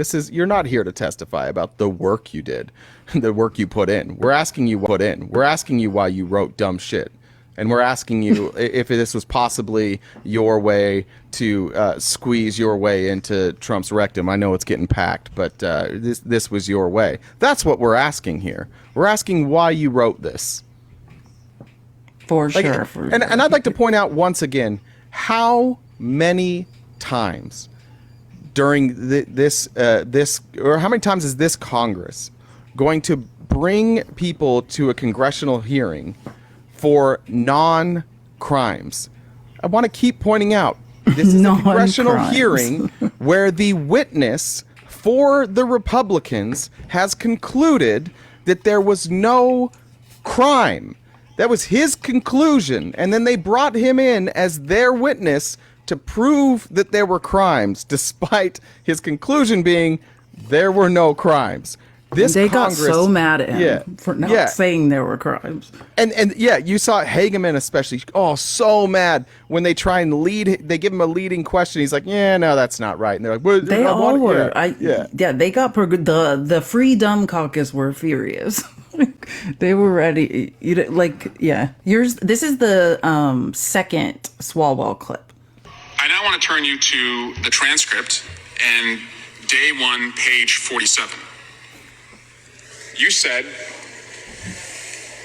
to President Biden, you appear to have a photographic understanding and recall of the House. Did you say that? So do you remember when I was telling you guys that I was reading the transcript finally, and he multiple times tells Biden he has a photographic memory or a good memory? Yeah. And then this guy, which it turned out to not be true. He didn't.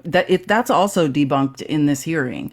It's once they all got the transcript, because no one had the transcript of the actual deposition until yesterday morning. And the whole thing it started, remember how he cruelly said Biden didn't remember his son's death? That's not true. Yeah, I don't know if I put up this video yet or if I just made it and haven't posted it yet, but that part was so gross.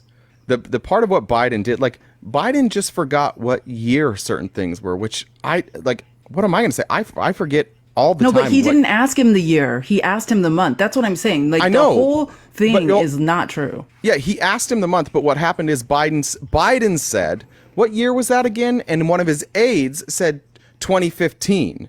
And then, or 2017, I can't remember what year it was. It's 2015 or 2017. The only times that Biden was confused was about the year. Like later on, he said that something happened in 2016 that happened in 2017 that happened in 2016. He just got years mixed up like twice. And somebody corrected him. He's like, oh, that's right.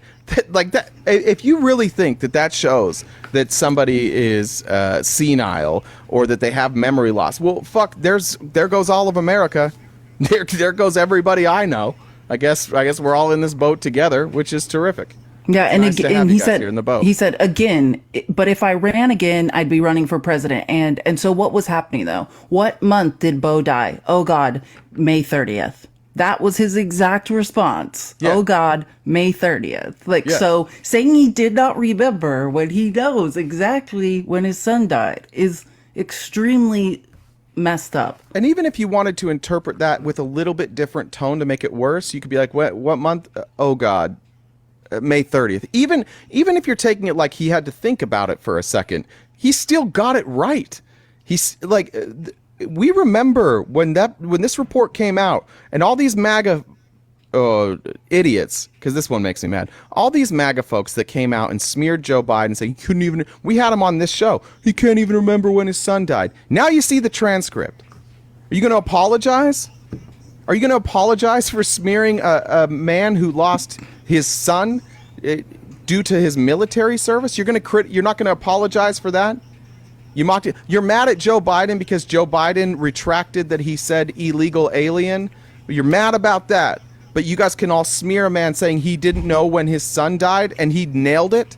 He knew exactly when his son died. And then he came out and he gave the speech and he was mad and he was like, how dare you? Of course I remember when my son died. I think about it every day. We hold a memorial every single year. And you guys are all like, yeah, well, you say that now. Well, it turns out he did remember. So are you guys going to apologize? Of course not.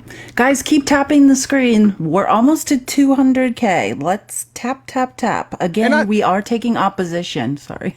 Yeah, and how many times have reports come out? It's like we're living in two parallel universes. How many times does a report come out about Donald Trump?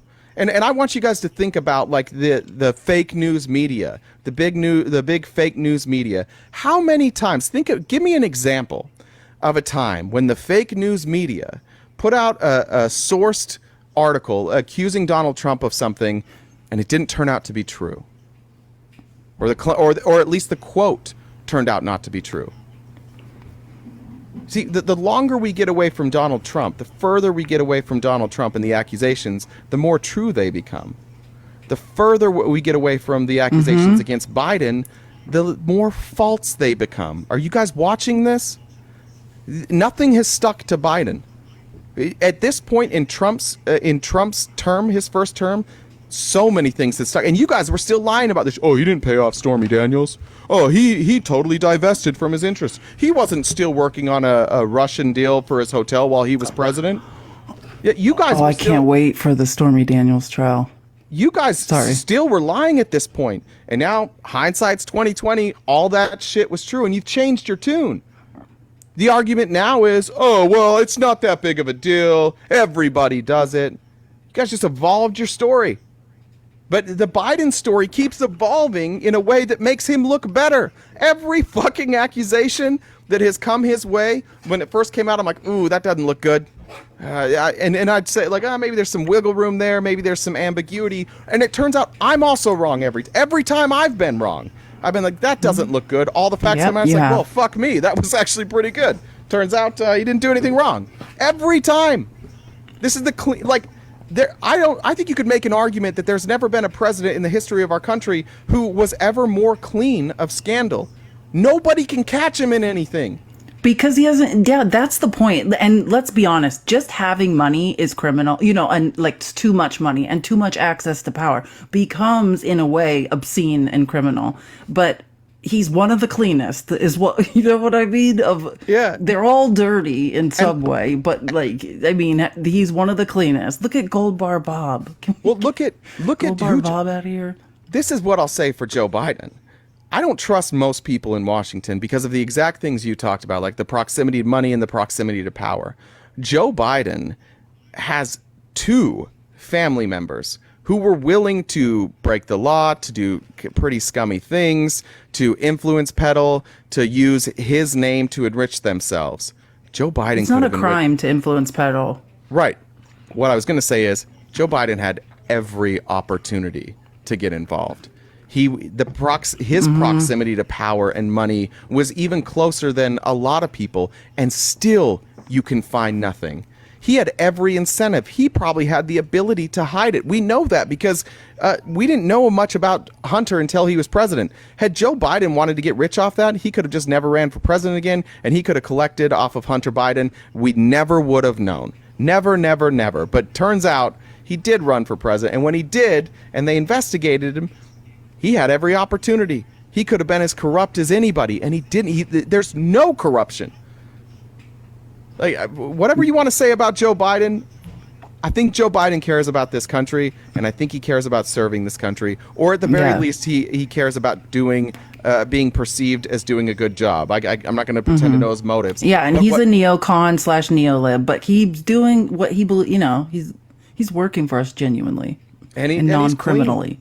And you know what? Yeah. As powerful as he is, and as how many all the accusations you want to hurl about this weaponized Department of Justice, he could have ended this investigation into him by a Trump-appointed Leonard Leo-backed investigator, but instead he said, "Yeah, just go ahead and do it. I'll cooperate with them. I'll sit down for a deposition. I'm not going to plead the fifth." Remember when Trump sat down for depositions and pled the fifth non-fucking stuff? The entire, or said, "I do not recall," like over 400 times.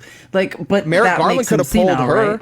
Like Merrick, If I do not recall makes you senile, then Trump wins again. Trump is in the lead for "I do not remembers." Let's be clear in a about deposition. Yeah, Robert Hur was not qualified to do this investigation based solely on his biases, but that's how sure Joe Biden was. He's like, I don't give a fuck. Anybody. Give me the most biased person. Okay, we've got him. His name's Robert Hur. Dope. Send him over. I'll talk to him. Right? Like, what are we even talking about? I've gone through 60 pages. Like, they had a lovely conversation is what happened. And this is the day after, just know this, October 7th. Like, October 7th had just happened. Biden needed to be in the Situation Room, like, handling that crisis. And then he gave a 5-6 hour deposition right after that, immediately after that happened. That's what was going on when he was doing this. And they tried to talk him out of it. And he's like, no, we're doing this. He didn't even have to do it. And he's like, no, I'm going to sit down and do it. And did it. Like, you, at some point, I mean, if you want to live in reality, if you're in the cult and all your friends are and you got to stay in the cult, that's fine. Like, I get that. But, like, at some point, step into reality of what is happening. And you're right. Whatabouts are annoying, but, like, the presidential election, the 2024 presidential election is a whatabout, right? It's a this guy or that guy. And if you guys want to do a whatabout, then you need to vote for Joe Biden. Yeah, I'll play. Yeah, I'm. I wanted to say though, just the reason I said I can't wait for the Stormy Daniels case. I was reading some of the latest court docket filings in that case. Guess what defense Trump's about to mount? Immunity? No, advice of counsel. Like, he's basically, I just can't wait for this shit show. Like, you signed the document. Here we go again. I heard there's going to mount an advice of counsel defense. Like, are you saying Michael Cohen? So the witness, you're going to say, I don't know. Like, this is for real. This is going to be real life. There's a recording. I wish I'll go back through my YouTube history. At least that's what it seems like. I was out walking yesterday and I'll just have YouTube playing and I heard an audio clip. I'll find it and I'll throw it in the Discord after. But there's a phone call, or not a phone call, a recording. Surprise, surprise, Trump was being recorded. But it's Michael Cohen, Trump, and I don't know who the other person in the room is. I don't know if it's Weiselberg or who it is. But they're talking like and kind of coded in like how they're going to handle the Stormy Daniels situation. And you can hear them like they've clearly had a talk about this before. So maybe the person in the room. Cohen's recordings? Yeah. You know what I'm talking about? And Trump's like, oh, just give him cash. And they're like, what the are you talking about? Those are Michael Cohen's. That's what I like to say. It's going to be tough to argue that. This is important for MAGA because you guys don't read court documents. So you guys have no idea what's ever going on. Like, they don't bring federal charges on hearsay. Yeah, Michael, like, it's not the reason your only defense, like, oh, Michael Cohen's a liar. Well, first of all, he lied for Trump. Like, he went to jail for Trump, for a crime Trump committed. But the problem is that they knew that Michael Cohen couldn't be the star witness. Like, federal investigators have a 98% conviction rate because they're smart. They don't bring cases they can't win. This case is not hinging on Michael Cohen's credibility. He has paper trails. He has text messages. He has recordings. None of it is based on whether or not Michael Cohen is a liar or not. So that's the problem. Michael Cohen has receipts. And also, again, Trump signed the documents. It's not really like, but I'm so excited. Are you on mute? Were you talking? Because I don't think I can hear you. Thank God. I dropped my drink and nobody heard it. I've got the recording pulled up if we want to hear it. Hi, Drew. Drew wants attention, by the way. Hi, Drew. Hi, Drew. I can see your comments. Hi, buddy. You're doing a great job down there. You're welcome to come up anytime. It was not about Stormy Daniels. It was about Karen McDougal. Remember, as I think it was Adam Schiff brought up, there's not one, but there's two payments. Stormy Daniels gets the most press because she did the most press. Right? Oh, yeah, there's more than one, for sure. She had that dirtbag lawyer that was on TV everywhere. I forget his name. And then he turned out to be a dirtbag. So they were like, they tried to smear him. But here's the tape. This is the Cohen tape. Let me make sure this is going to play. Model Karen McDougal. She says that she had an affair with Mr. Trump more than a decade ago, and the president has denied that. Repeatedly, he's denied that. Michael Cohen's lawyer, that's Lanny Davis, released a secret recording to CNN last night. The move intensifies a feud between Cohen and President Trump. Now, CBS News has not verified the recording's authenticity. So I'm all over that. And I spoke to Alan about it when it comes time for the financing, which will be... Listen, what financing? We'll have to pay you. So, no. I got... No. Okay, there is a dispute. Let me do that. So he says there's going to be some financing, and we know what the financing is. The financing turned out to be a second mortgage or a home equity line of credit, I think. One of those two things that Cohen took out on his home.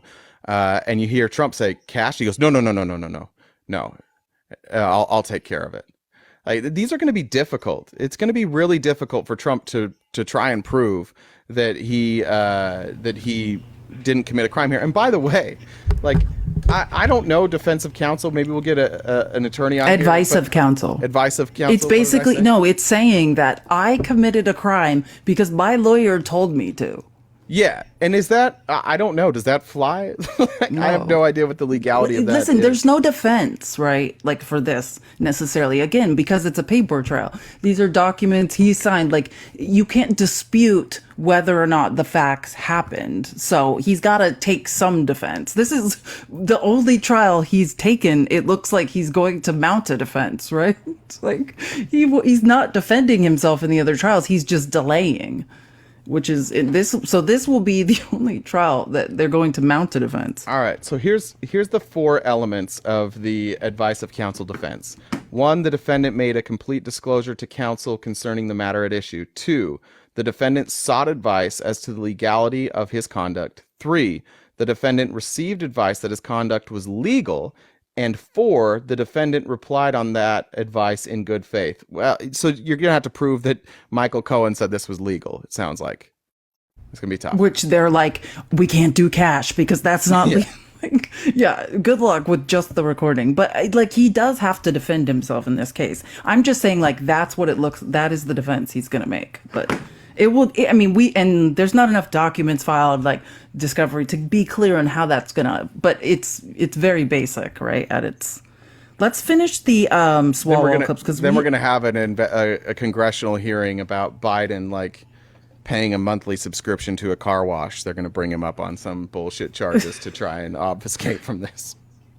Oh yeah, that's what all these are distractions. Look away for what's going on. Like, that's the whole point. You know what the hell of all this is that poor Mike Johnson, he can't even Google any of this stuff, or else his son's going to get an alert that he was looking at Karen McDougal and Stormy Daniels. So Mike Johnson can't even inform himself sign up here. For that software. Yeah. That's tough. Can you imagine getting emails about what I'm searching on the internet? I don't want to know. I think that you probably go to some dark places sometimes. Yeah. It just depends.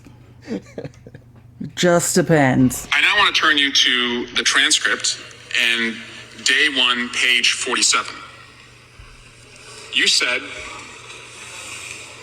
to President Biden, you appear to have a photographic understanding and recall of the House. Did you say that to President Biden?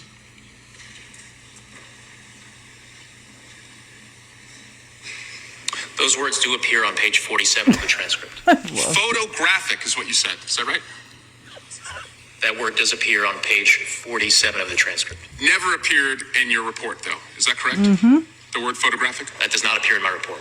I now Which is another adjective. Do you know what I'm saying? Yeah. Like, he literally told him that's what I'm trying to say. If you read the transcript, this is a different conversation where her is doing the opposite of what he said in his report. He's complimenting Biden on his photographic memory. And then in the report, does he say, well, at times I was complimenting him because he has a photographic memory. And then at other times, you know what I'm saying? Like, it's so disingenuous what happened.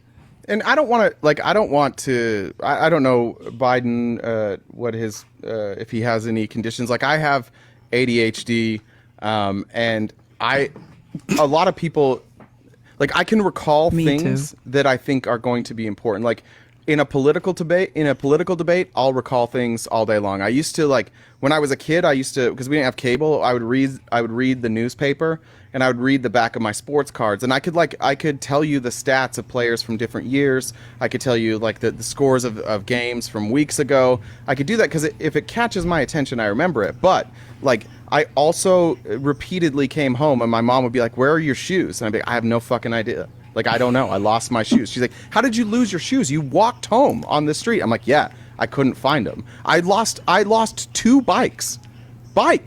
I rode my bike somewhere and walked home. I lost my bike."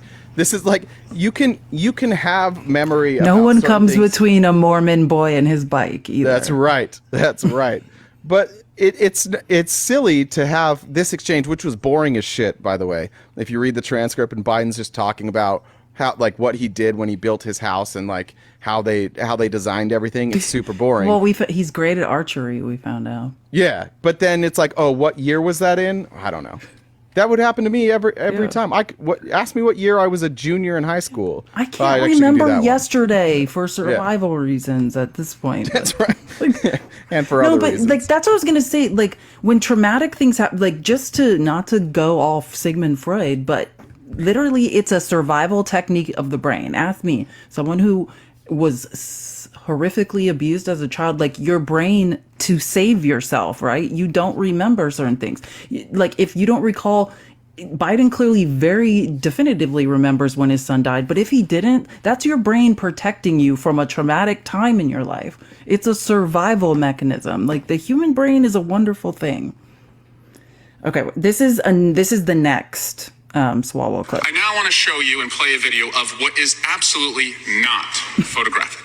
Oh, wait, we can't okay, so yeah, Dead Swallow presents a reel he made of Trump, right? Of the opposite of a photographic memory. So he establishes that on the congressional record that Hur says it is in the transcript that Biden has a photographic memory. And then he's like, let me give you examples of not a photographic memory.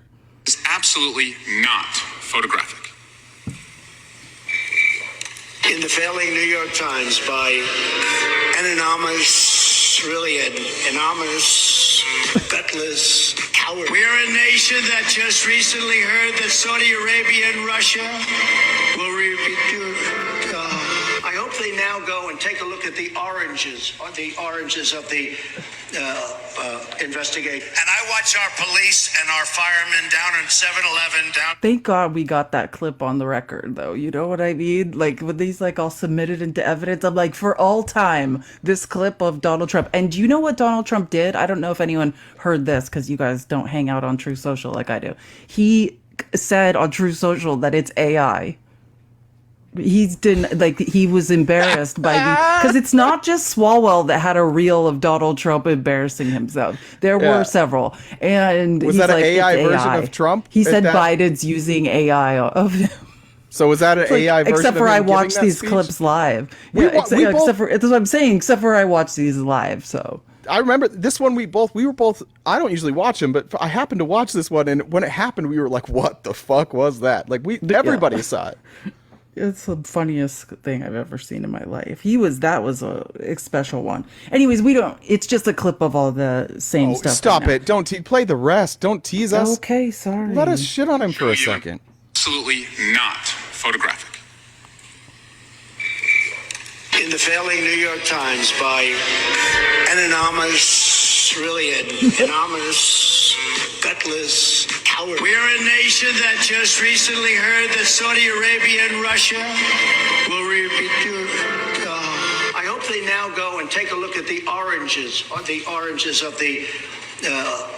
investigation. And I watch our police and our firemen down on 7-Eleven, down at the World Trade Center. And we did with Obama. We won an election that everyone said couldn't be won. This is the very definition of totalitarianism. And let me begin by wishing you a beautiful look. Do you remember this? Do you remember? God bless the United States. The windmills are driving them crazy. They're driving the whales, I think a little batty. And I went to Puerto Rico and I met with the president of the... I now want to show you. Would these reels would end? It would just be dead silent. Yeah. Like the most awkward, and like all of the Democrats are just have the biggest smiles on their face. Never. Somebody said 7-Eleven. Never forget. But I think, and like Trump was losing his mind about this yesterday. He's like, it's AI. It's like, you want these sham hearings so that people can enter things about you into the congressional record. Like, how is this working for you? Well, oh, yeah, wait, I know how, because it's yeah. a propaganda campaign that nobody checks into any further. I mean, we've all seen the clips from those people that go to Trump rallies. Like in a couple weeks, people are going to be talking to the good liars and being like, "Yeah, that was all AI." All the, like somebody's going to repeat this dumb shit that Donald Trump says. I'm sure they will believe anything he says. It's quite hilarious. This is good. And that's smart to you and all of us. But oh no, not this. God, Victoria Sparks is the worst. Sorry. Sorry, I will not subject any of us to that. I want to find... Yeah, here it is. I think this is the clip where they prove... You a chance, since the transcript is out, to correct the record on an important point. Very sadly, your report on page 208 says that Mr. Biden couldn't come up with the year of his son, Beau Biden's death, when in fact in the transcript it shows that you asked him the month. And do you know what he said, Mr. Herr? He said, "Oh God, May 30th. Would you like to correct the record? His memory was pretty firm on the month and the day." Congresswoman, I don't believe that's correct with respect to the transcript, but if you could refer me to a specific page, I'd be happy to look. They have the transcript and are quoting it, and Yeah, this man she's is still denying it. So this guy did lie or misremember, or he has faulty memory. It's true. Like, what are the other? I think we need to call into question his cognitive decline, because this guy clearly doesn't remember. I believe that's correct with respect to the transcript, but if you could refer me to a specific page, I'd be happy to look. And my second document, to clarify for you, sir, Mr. Herr, from the transcription, page 82, the words are President Biden's. What month did Beau die? Oh, God, May 30th. A searing memory. I ask unanimous consent. Without objection. And I want to give you... Without objection. I love that. I ask unanimous consent to enter this into the record. So many great exhibits for us to go through for all time of Donald Trump. And that's the crux of the argument right there. It's been the crux of the argument until this hearing. And I'll be interested. Jen messaged me and said that our friend SK is saying that the transcript proves that Biden is senile. First of all, that was your main claim. You'd have to read it. But. Yeah, the main claim. Well, look, I'll say this. I do think SK does read. I think SK is one of the few people that reads. I think she doesn't understand what she's reading sometimes. But I read the transcript too. And does it show a person who sometimes forgets things? Yeah, just like all of us. Just like Robert Herr did right then when they read his quote back to him. He's like, "I don't remember saying that." And they're like, "Yeah, we told you, page 208. Remember at the beginning when I started talking, I said this was on 208?" He's like, "I don't remember." We all forget things that we say. And thank God for me, because I say a lot of things. But that was the crux of the argument. That was the lead story. That was Jesse Waters, that squirmy little bitch, sitting up there and being, he can't remember when his son died. Well, he remembered. He knew exactly when his son died. That part in and of itself is gross. But that was your argument. The argument was that he didn't know when his son died, and that proves that he was senile. And now we're seeing a guy that not only could remember that, he remembered other dates, he remembered specific conversations, he remembered exactly what went into designing his house. Like, there are many instances in this transcript of him going in detail, probably in a way that Robert Hur was like, fuck, man, I don't want to talk about your house. Like, I'm not here to talk about the design. Like, he was going into too much detail. You can't say that somebody is dumb or senile, doesn't remember anything, and then read a transcript of him remembering a whole bunch of things and then still make the claim that he doesn't remember anything. Well, it's absolutely ludicrous.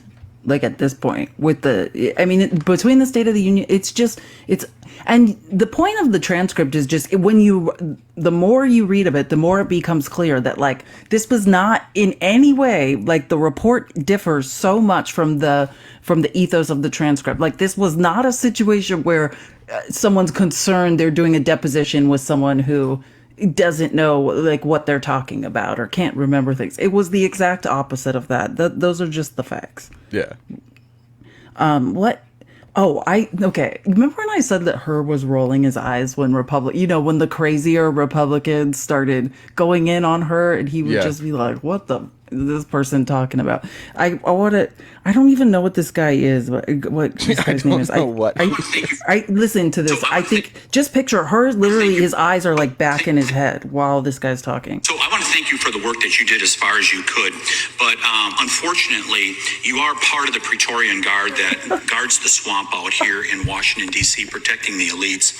And Joe Biden is part of that company of the elites. So he just goes into, like, conspiracy theory, and Her's face is like, are you kidding me? You know, he's like, regardless, like, he's basically saying, okay, you did us a favor saying Biden's senile, but you're still part of the Praetorian Guard who guards the swamp. Star Wars reference? Yeah, it's Roman army, same thing. Pretoria. Okay. It's not a Star Wars reference. Yeah, I didn't know. Unless I haven't seen the Star Wars trilogy, so I don't know. During the Roman Republic, the Praetorian Guards were escorts for high-ranking political officials and were bodyguards for the senior officers of the Roman legions. Okay, he didn't know what that meant. That's all right. Cute. Republicans are cute. They are cute. Well, yeah. So anyways, there's many good clips. Like, I suggest, if you want to listen to the hearing, listen to it. But the narrative, you can also just read the transcript. If you read the transcript, you know the hearing is unnecessary. But since we have to have sham hearings about nothing, like, the point is for the Democrats to use them, right, to the best of their ability. And I think we're doing a good job of that. I want to play this clip of Ken Buck really quick. This is Ken Buck, like, right after the hearing. He was on CNN. Really that miserable right now to be, I mean, from the outside in, it doesn't look. She asked him, are you really that miserable? Really that miserable right now to be, I mean, from the outside in, it doesn't look that fun. From the inside in, is it that bad that you're saying, I'm done? It is the worst year of the 9 years and 3 months that I've been in Congress. And having talked to former members, it's the worst year in 40, 50 years to be in Congress. But I'm leaving because I think there's a job. He said it's the worst year of the 9 years I've been in Congress. And talking to other members, it's the worst year in 40 to 50 years. The Republican Party is inept. Yeah, the exodus is not done. We're down to a 1-seat majority in a election year where you're struggling, and you desperately need a majority. Again, I just want to say to everybody, like, we'll laugh at Republicans all day long. We all recognize that it's ridiculous. Like, just their existence is pretty ridiculous at this point. But convince your friends to vote. Go vote. This is an opportunity for us to fundamentally change our country, protect families, to protect children, to protect individual liberties. We have an opportunity, if we can take the House and the Senate, to not only affect changes, but force some of the things that we'd really like to see, specifically foreign policy. We can force the hand of Joe Biden and this administration if in this election we move left. If we can get a majority and we can force Joe Biden to operate as less of a moderate and more of a progressive, that will happen. And we have a president in Joe Biden who, whether you can call this a criticism or you can call it a positive trait, but Joe Biden knows which way the wind is blowing. He knows where the political landscape is, and if he feels pressure to move more progressive because the majority of the country wants him to be more progressive, he's going to do it. He's not a person who, in the history of his career, is somebody who stands firm on his ideology. He will evolve his ideology. He's done it the entire time he's been in government. We have an opportunity to force this administration to be more progressive. So as fun as this is to mock, as beautiful as it is for me, as petty as I am, like, I like seeing the collapse of the Republican Party. Don't think for one second that collapse on its own is enough. Like, we still have to go out and we still have to affect change. Absolutely. Could not agree more. Okay, what I want to play now is what's his, oh my gosh, I can't remember. Jamie Harrison. Yeah, he's like one of the heads of the DNC chairman. He is the chairman. So this is now Lara Trump's contemporary, essentially, right? Like, she's the co-chair of the RNC. So this is the chairman of the DNC, right? Talking about Lara Trump. Lara Trump has officially become the chair of the RNC, and the RNC is apparently gutting at least 60 positions, moving operations to Palm Beach or Mar-a-Lago. What do you make of this complete and utter mess? Man, listen, as they say, the RNC is down bad. You think about this. After Trump has taken over this party, Lara Trump is the chair of the party. They are in financial disarray. They're dealing with a mass purge of staffers. Just a few months before the election, I hear almost a third of the staffers at the RNC are being laid off. And they are on one of the worst losing streaks we've seen in modern party politics, in modern party politics in the history of this nation. So, you know, they're taking out lines of credit, laying off staff, and they can't even afford to spend money on their races down ballot. But this is a good thing. They are paying Donald Trump's legal bill. So as I said with you earlier, man, go Lara, go. Girl, you are doing it. You are knocking it out the park. Keep doing it. Go, Lara, Imagine go. any other scenario where you're like, hey, we need somebody in charge of finances. And they're like, all right, great. We have just the person for you. This is somebody who they work for a man who who owes $500 million and is bleeding through money in legal fees, and who is spending more than they take in. And great news, she will do whatever he says. Should we put her in charge? Absolutely. That's the Republican Party. When we say it's a cult, this is what we mean. This is a terrible fucking decision. This is not smart. There is no scenario on earth where Lara Trump is qualified for this job, or that she should even be considered for this job, even if she was qualified, just given her proximity to Donald Trump. And 3 months ago, she wanted to be a pop star. Do you remember that? That's right. 3 months ago, Lara Trump, you could find interviews where her goal was to be a singer. Like, yeah, I'm sorry. Yeah, so that's a good point. You know what they say, if your enemies make a mistake, don't say anything. They're not listening to us anyway, so we'll make fun of them. Yeah, they don't This care. is the They're dumbest gonna plow fucking on move. ahead and loot. The reason they fired 60, like a third of their employees, you don't need witnesses around when you're planning on looting a place. Do you know what I mean? Like, they don't need employees. They're planning on looting it. Yeah, I was just recently watching a documentary of, it was on YouTube. I think it was called like the biggest, something about a scammer. Anyways, this guy would go in, he would acquire companies that like were struggling, and he would just go in, and he did it multiple times. He would go in because he could buy low, and he would just basically drain them of assets, and he would pay himself, and they would drain it until the company was out of money, and then it would go bankrupt. Like, that's literally what Donald Trump has done his entire life. You want to talk about Trump Airlines? Trump Airlines bought, I think it was 20 planes, and they bought them on the cheap, right? Trump Airlines lasted for 1 year because Donald Trump was in so much debt that he needed Trump Airlines. He needed to be able to bleed every dollar. So any amount of revenue that came in there, they extracted, and then they put debt on the books, and then the company collapsed, and he filed for bankruptcy. When Donald Trump says, I'm smart, and when Republicans say he's smart for filing bankruptcy, this is exactly what he's done his whole life. And he's doing it to the GOP. You guys, and when we say it's a cult, this is what we mean. He is robbing you in front of your eyes. He's like, hey guys, I'm going to rob you. And you're like, terrific. Rob us some more. He's robbing the GOP. He's treating the GOP as if he did all his other businesses, where he sucks out all the resources. And at some point, the resources will dry up. And you know what he's going to do? He's going to leave. He's going to go try and find, if he's still alive, he's going to exit. And he's going to go try and find some other people to drain money from. This is not a good businessman. This is somebody who long ago learned how to cheat the system and suck resources out of places so that he could continue his lifestyle.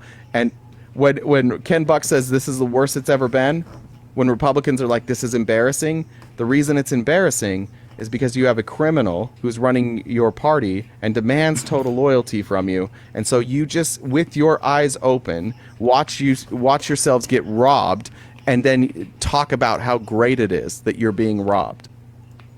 That's why that's why this is a cult, guys. That's when the last cult I was in, they're like, guys, we need 10% of your money. We need it. And then it turns out that they had billions of dollars. And when asked about why they didn't tell their members who were giving them that money why they had billions of dollars, they said, well, they'd stop paying. If they knew how much money we had, they wouldn't pay us anymore. They wouldn't give us the 10% anymore. Right? Like, I've done this before. I've been in this cult before, a very similar cult. This is what's happening. Stop. If you're going to stay Republican, at the very least, stop giving them your money, because it's going directly to Trump, and then he and his family will abandon you once they've sucked out all the resources. Positive outlook. Okay, this is a good clip. Michael Cohen, for I can't even remember how many times, has been asked again to testify before Congress. And listen to him talking about this. It appears that I am going to be asked for now the 8th time to appear at a congressional committee in order to discuss the unconstitutional remand of me back to prison by Donald Trump, by Bill Barr, and Bill Barr threw this man in solitary confinement. We talk about unconstitutional. Donald Trump has done so many things, but Biden's influencing the DOJ. They talk about threw jailing this man your in political opponents and made him go to jail for Donald Trump's crime. Yeah. Michael Cohen didn't go to a jail for something he did. He was a stand-in for Trump. They threw him in solitary to keep him from talking. Can't wait for this out entire reasons, which goes to my book Revenge. They were going to do an entire hearing on it, which will be live. So if you think I should do it and ensure that I do it live, rest assured, it's insane in terms of just how bad Bill Barr acted as a attorney general under the control and the dominion of Donald von Schitzenpants. He gets it in every time. You know what I mean? Michael Cohen never is ready for it to save on Schitzenpants some way, somehow. If you think for 1 second that this wasn't the greatest news of his life, there's nothing that Michael Cohen would rather do than publicly testify against Donald Trump. He is not afraid of that. He lives for the spotlight. When he gets bored, he jumps on TikTok to talk to people. This is a guy who wants to talk about this. I can't wait for that. And he'll take no shit. He will call people liars to their face. It'll be an absolute shit show. But Michael Cohen is going to be must see TV. I can't wait. I hope they do it in prime time. You pushed a highly intelligent New York City lawyer fixer like too far. Do you know what I mean? Like, if I go revenge for a reason, like, I mean, he has nothing to lose. Like, that's the danger of pushing someone into a position where you've taken everything from them.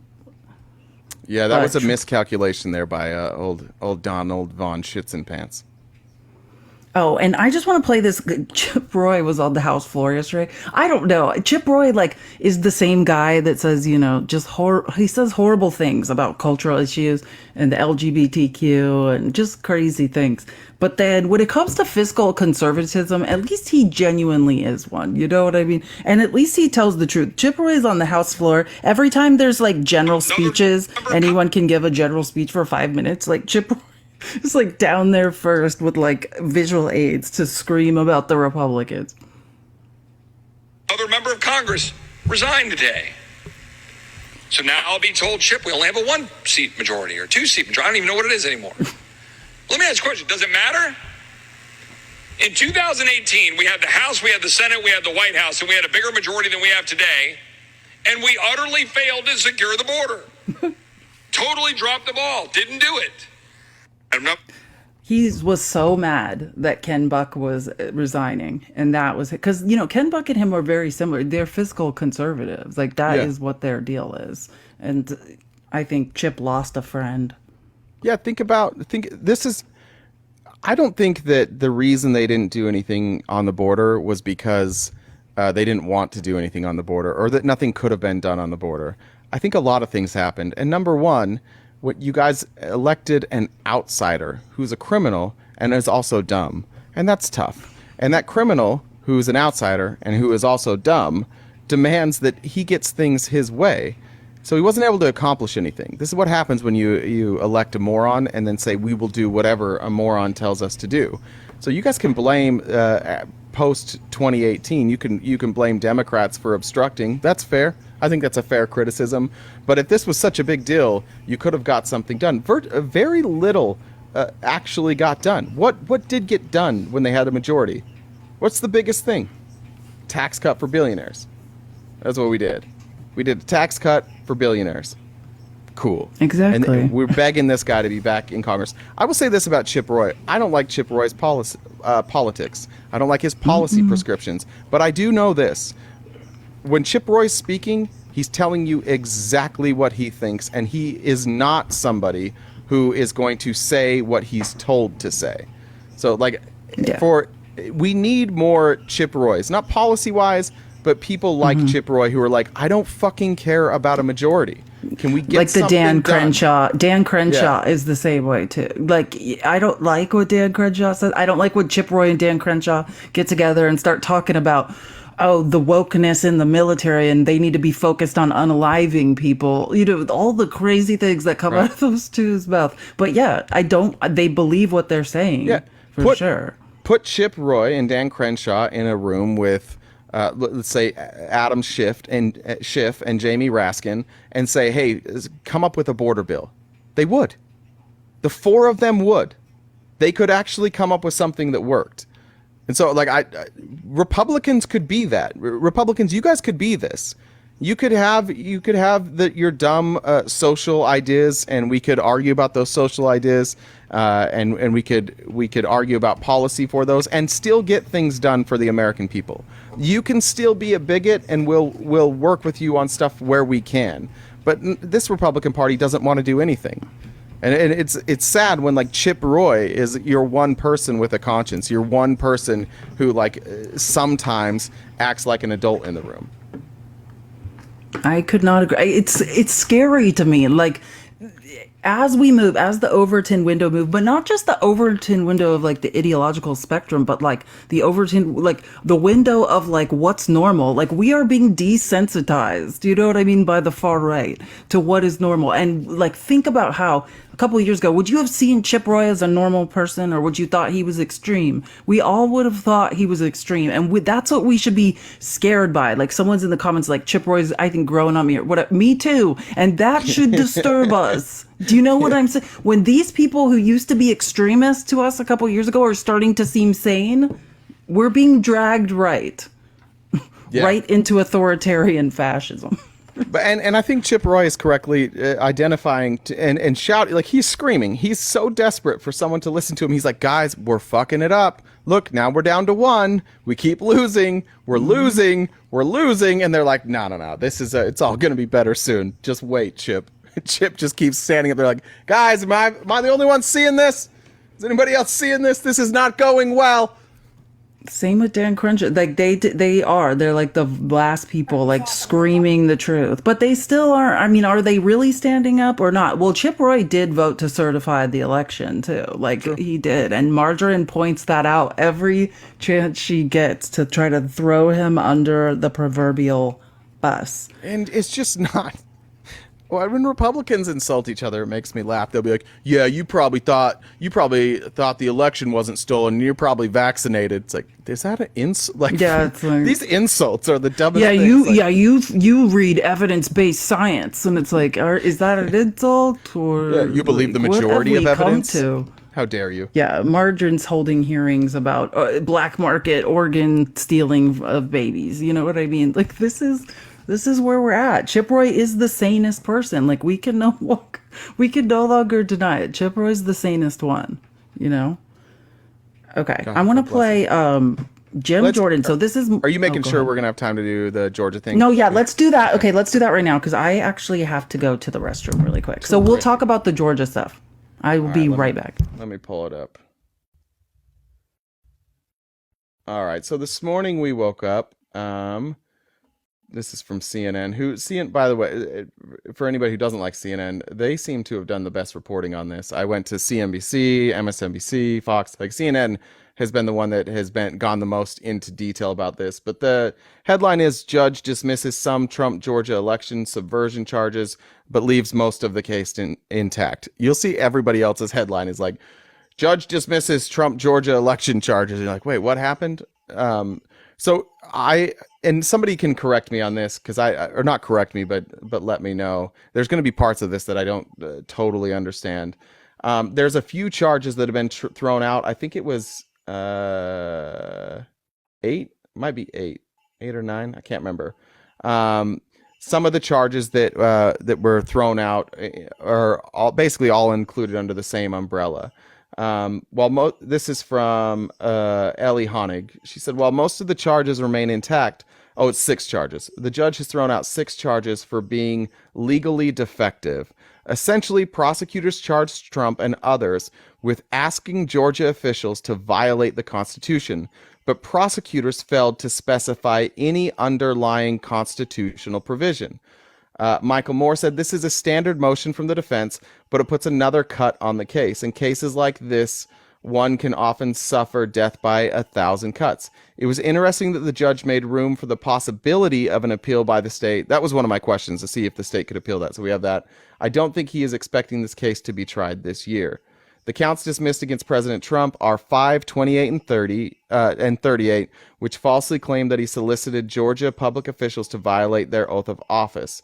The ruling is a correct application of the law, as the prosecution failed to make specific allegations of any alleged wrongdoing on those counts. The entire prosecution of President Trump is political, constitutes election interference, and should be dismissed, which silly. But that's what was thrown out. And I gave you guys the Republican description on that. So there you go. Yeah, and so the easiest way to understand it, I'm just looking at, I have the indictment. So 5, there's solicitation of violation of oath of a public officer. So it's just saying, like, what he's saying is, what oath, right? There's a lot of oaths in the Constitution. That's what he's saying. And he's like, we could argue those, like the Supreme Court, that's their job, is to argue like those things all day long. It can be argued, and he's saying you weren't specific enough. And if you want to be specific enough, like, right, is that what you just said? They are open to appeal? I just read it. So, yeah, you're explaining. Great. I just read what they said. Yeah. No, so I was just trying to say it in maybe simpler or less. Yeah, it's just saying, you're saying they violated oath.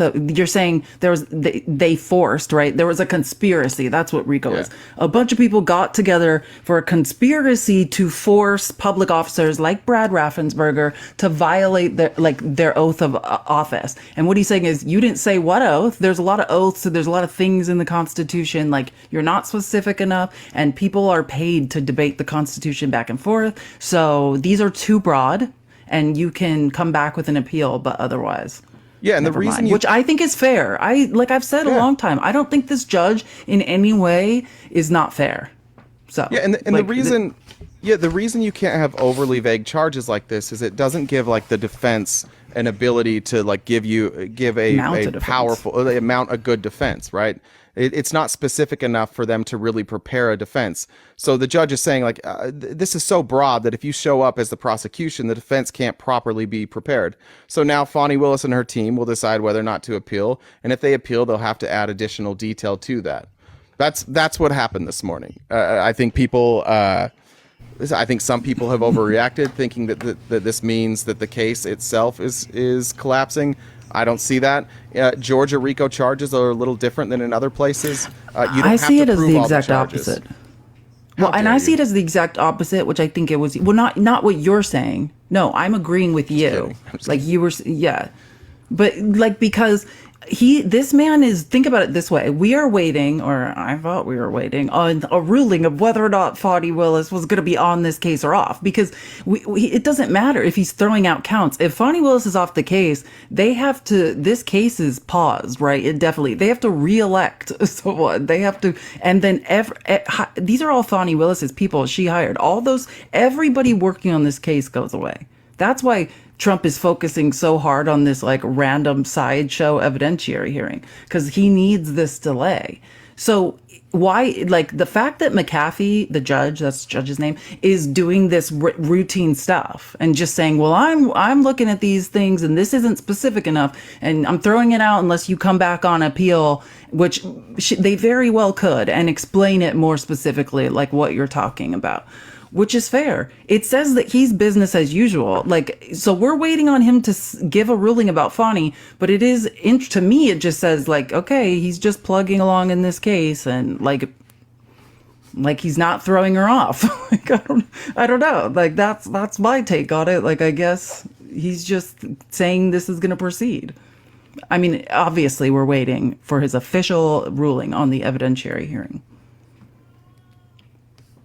You are muted. We cannot hear you. I am muted. Thank you.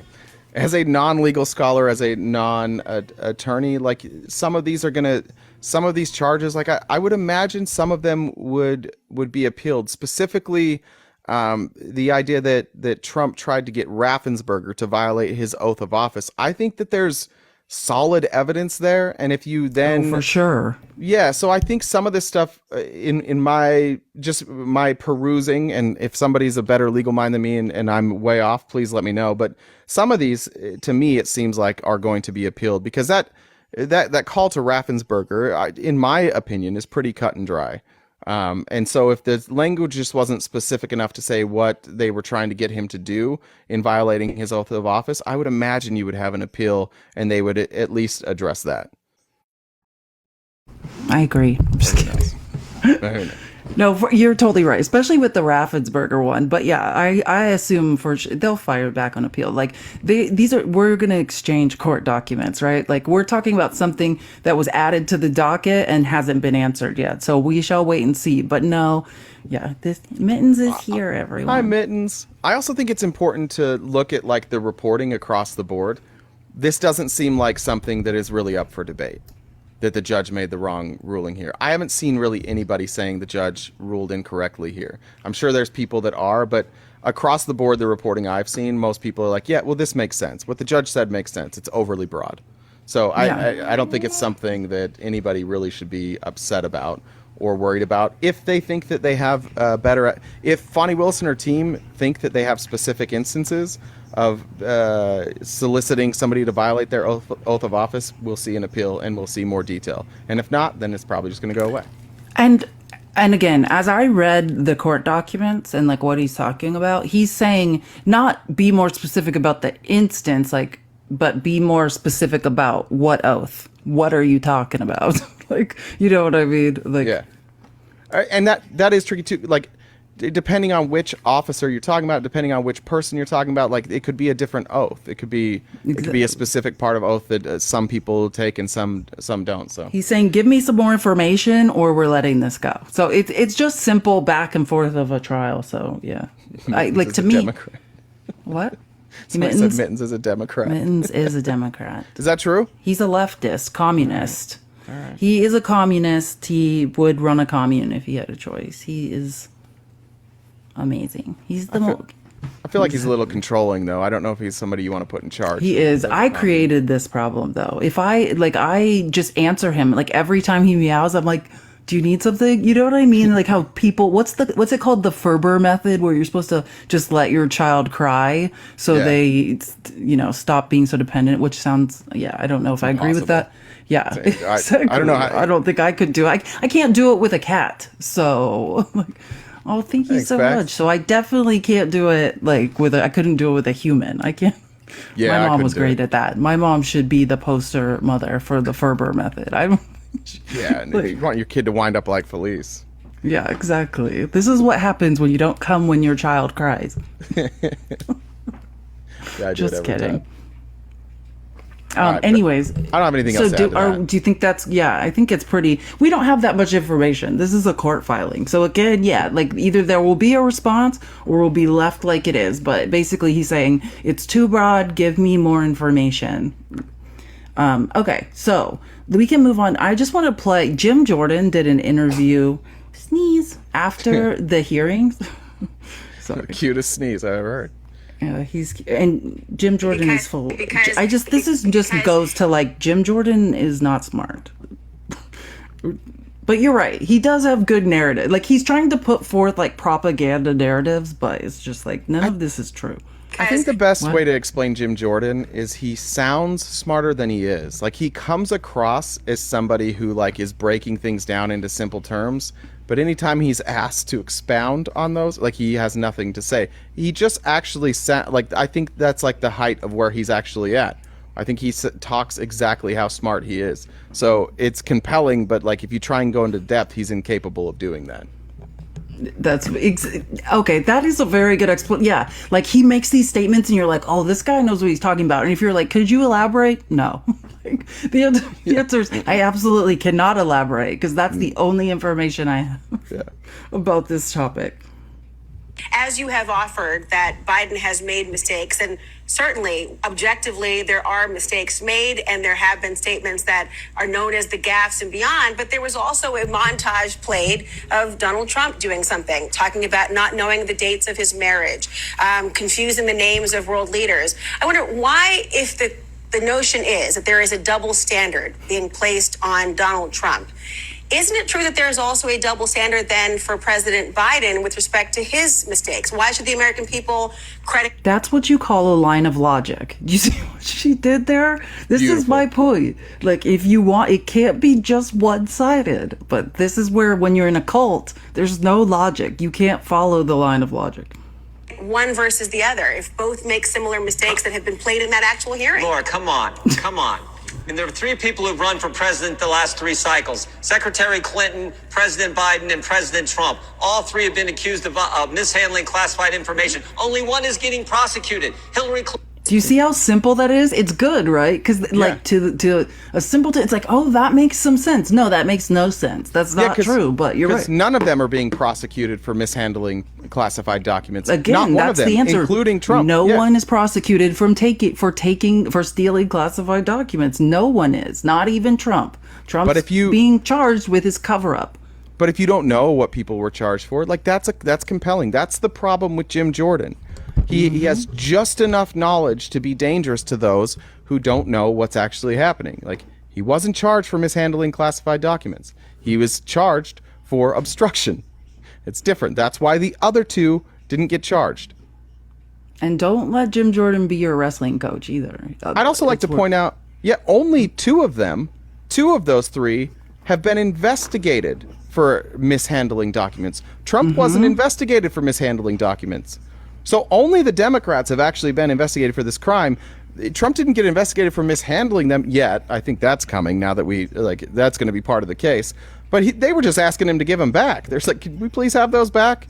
And he just kept lying and obstructing everything. That's the problem with Jim Jordan. That sounds smart. That sounds right. The everyday average voter is going to hear that and they're going to be like, that doesn't sound good. That sounds pretty biased to me. And that's because he's lying. Guys, keep tapping the screen. Let's get to 260K. Again, if you would like to leave us a donation, 100% of these donations go to us. This is our job. I mean, we'd like to think it is. And we appreciate all your donations. Again, if you do, leave a message like an F, Marry, Kill or a joke or something, and we'll read it aloud periodically during the show. And this is Jim Jordan. What Jim Jordan also doesn't do very well is not be a hypocrite. Listen to this statement. To say there's a comparison there made no sense. I thought that what the Democrats did was actually just strange. They were taking snippets here and there. Much different.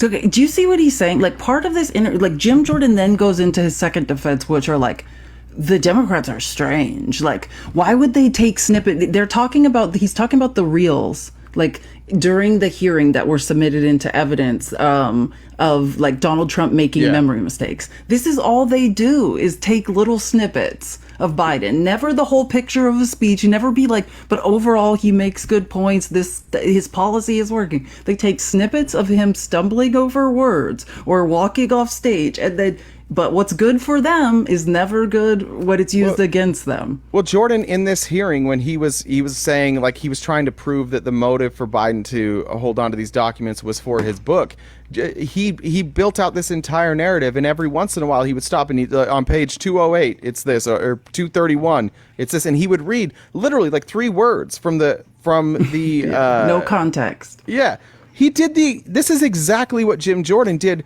for the entirety of this hearing. That's all he did. He did that every single time. So and that's what everybody does. What do you think a hearing is? We just all sit down and read the fucking the document together? Is that what a hearing is?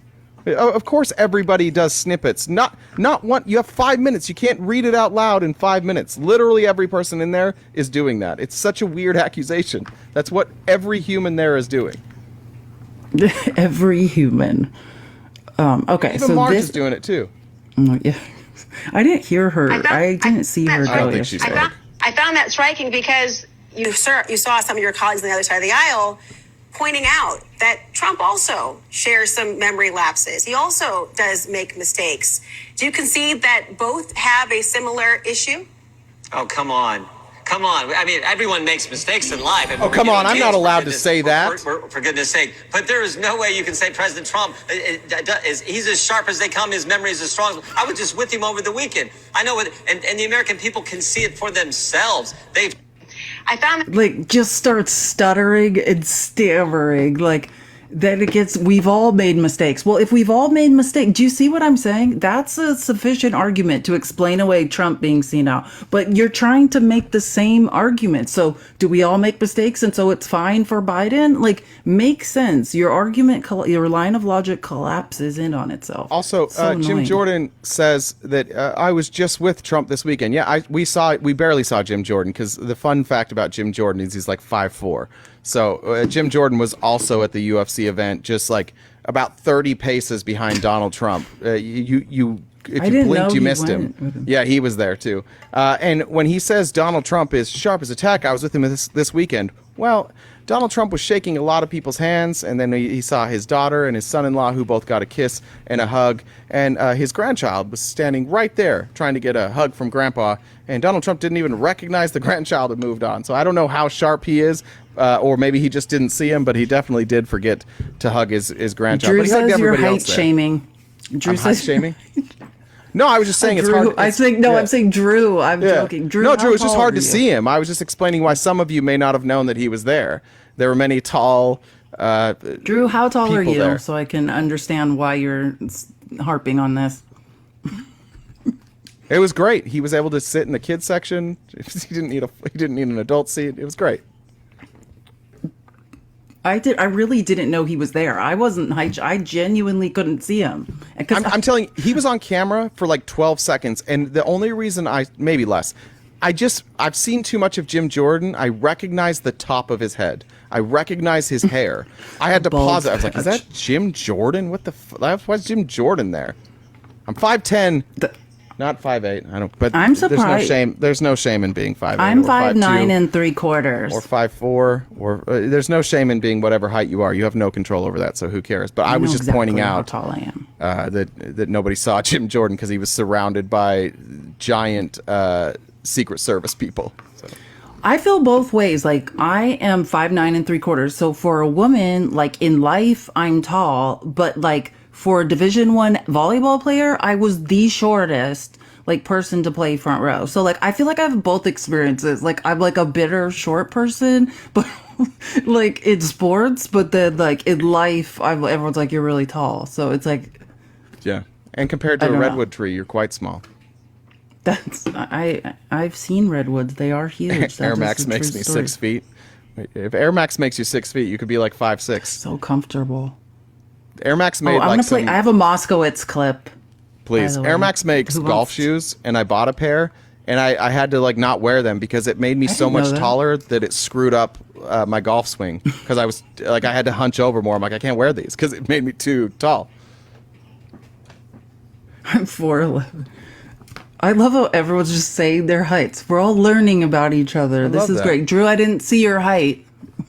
Drew, you didn't type your height into the... We're all just wondering. All right, well, you pull that up. I'll watch for Drew's comment while you pull But there's an interview with special counsel Robert Hur, right? And he's asked about Bush v. Gore, and he's like, yeah, that happened around 2002. What? Bush v. Gore happened in like 2000. Everyone knows this, Robert. He misspoke. It's okay, but is that his mental acuity? I mean, is Robert's mental acuity okay? Does he need to take the Trump mental acuity test? You know, elephant, giraffe, tiger, to make sure that, you know, he can recognize all the animals. So I think today really was nothing. I think this is another hearing in which we see the Republicans fail. I think the transcript was very helpful. I'm glad they released that. That's why all these transcripts should come out. It's why Democrats have been fighting to get these transcripts out in these hearings. That's why the Hunter Biden thing didn't become this political narrative that Republicans could spin. Why the transcript was out the next day. That's exactly right. Like, what you said was so true. Like the thing you need to notice is these things come out like claims, right, about Biden, and the longer it goes on, the less true they are. Have you I know most people listening to this have not read the Hunter Biden transcript. I've read it twice. I mean, talk about debunking any argument. That's why you don't hear any more about it. Do you hear any more about that on Hannity, on Fox? No, because they know, like, Hunter Biden shut it down. If you had a question about any of his behavior and what he's done and what his father has done, he answered every question. There is nothing left to wonder about. They can't go near that transcript. So they couldn't go out and on sell. To the next one. Yeah, exactly. On Exactly. to It's just one. like, okay, next claim, next false claim, and then we have to take the time to debunk that one and distract from the fact that Donald Trump is being tried in criminal and civil court. This feels like my first year of coach pitch baseball. Like I don't know if everybody did that, but you go from like T-ball to coach pitch where you coach pitches. But like Terrible your at first, T-ball. the first year, there's no like you can't strike out, right? You get to be up there as long. And there was a kid on my team that was. He had never played baseball. I have dated a professional baseball player for a long time, and I don't recommend it. Go on. But this kid, he would be up to bat, it seemed like, for 20 minutes because it just took forever for him to finally make contact. And everybody, we cheer. That's what it feels like with the Republicans. Like they're just swinging a miss, swinging a miss, swinging a miss, swinging a miss. And we're all like, you can do it, guys. Like I'm almost rooting for them at this point to get can you guys get one thing right? Like I want to see you guys have a good day. You can have a press conference after and you can be like, we're right. And other people will be like, yeah, you did it. You were finally right. But instead you guys you get proven wrong. And then you go hold the press conference and you're like, we hit the ball. And they're like, no, they never did hit it. We just told them that they hit it. And so that they'd shut the fuck up. Like, I'm working. I think that you guys have a real shot. January 2025 is on its way. You've got a few more months. We can do this, guys. We can hit the ball one time. We can do it. Yeah, lay down a bunt. Just stick it out there. Close your eyes. Let the coach throw the pitch and just do this. You'll get one. And then when they say run, God, you run. Just like Josh Hawley, you run. Boom. Josh Hawley roasted, bitch. Boom. Roasted. Okay, I do have the clip. Okay, so remember I said that Trump was claiming that those reels they played of him stammering and stuttering and saying all that stuff at this congressional hearing was AI. This is what he said. The Her report was revealed today. A disaster for Biden, a two-tiered standard of justice. Artificial intelligence was used against me in their videos of me. Can't do that, Joe. Wouldn't that be nice if we didn't watch all those clips live? That's a shame. He's so embarrassed. Like, that's how you know it's true. This guy is, instead of just saying, hey, all humans make mistakes, because that's the unfortunate existence of a malignant narcissist. It's the belief that you're God. Any thoughts or evidence or proof that's incongruent with that belief, you have to throw it out. You have to wallpaper over it. It's called confabulation. And so he cannot just say, yeah, I made some mistakes. He has to, it has to be artificial intelligence. That's how far he has to go with the delusions. Well, and the truth is, like, nobody would be playing these videos of Donald Trump. We would not have these if you guys didn't keep trying to, like, paint Joe Biden as a senile old man. The only reason these clips are being played, Donald, is because you guys keep playing stuff out of context from Biden or saying that, like, stumbling over your words means that you're not qualified to be president. Like, what's good for the goose is good for the gander. Toughen up, Buttercup. If you're going to run for president, you're going to say some dumb shit and people are going to make fun of you. But the one thing we know about Donald Trump is you're not allowed to make fun of him. He really hates being the butt of the joke. He really hates it. Remember when he stopped going to the correspondence dinner? And they're picking on him. That's a nightmare for him. He can't go to a correspondence dinner whatsoever. Did they vote on TikTok? I believe the TikTok ban passed. It passed this morning. It passed the House. Yeah. But ultimately, like the Senate is a minefield for many different reasons. Because, again, this isn't. What you have to understand is whether you're a Senate Republican or a Senate Democrat, to have a bill passed that is forcing the sale of a private corporation, there are so many problems with that. But I would say, like, the most glaring issue is really that Donald Trump met with the 15% stakeholder of ByteDance and has flipped. He no longer wants this bill to pass. So based on what the Senate Republicans did with that border bill that was actually a good deal for them, and they killed that bill for Trump, if he doesn't want this bill to pass, I mean, it could be that simple. Right? We'll have to wait and see. But again, it's not about banning TikTok. That's not what the bill says. You have to read it. It's about forcing a sale.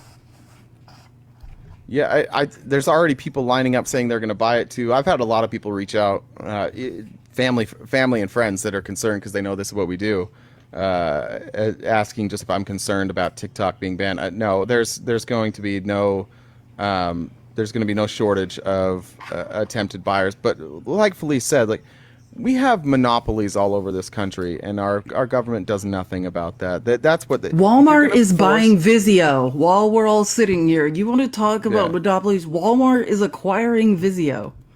Sorry. Yeah, if we're gonna have Congress start interfering in businesses and force the sell, could we do it with things that help the American people? With all due respect to anybody who's afraid of ByteDance and afraid of who owns TikTok, very, very little that I've ever seen shows that TikTok is harming the American people. What this really is a bunch of Republicans who don't like that the internet exposes them. It's a very difficult thing. This is similar. Again, the last cult I was in also had a problem with the internet. When the internet came around, they started losing people in hordes. And that's what's happening to the Republican Party too. As the internet and as social media has expanded, it's much easier to show how stupid what they're saying is. It's also much easier to point out the bigotry. And as our country evolves and like we always have, and we become more accepting, like, the bigots get loud, and they always attack the people coming after them. It was the newspapers before, right? Then it was the radio hosts, then it was the cable news, and now it's social media. They don't like being criticized. That's all this really is. They don't like that if they say something insane, that social media companies can choose to not let the American people hear it.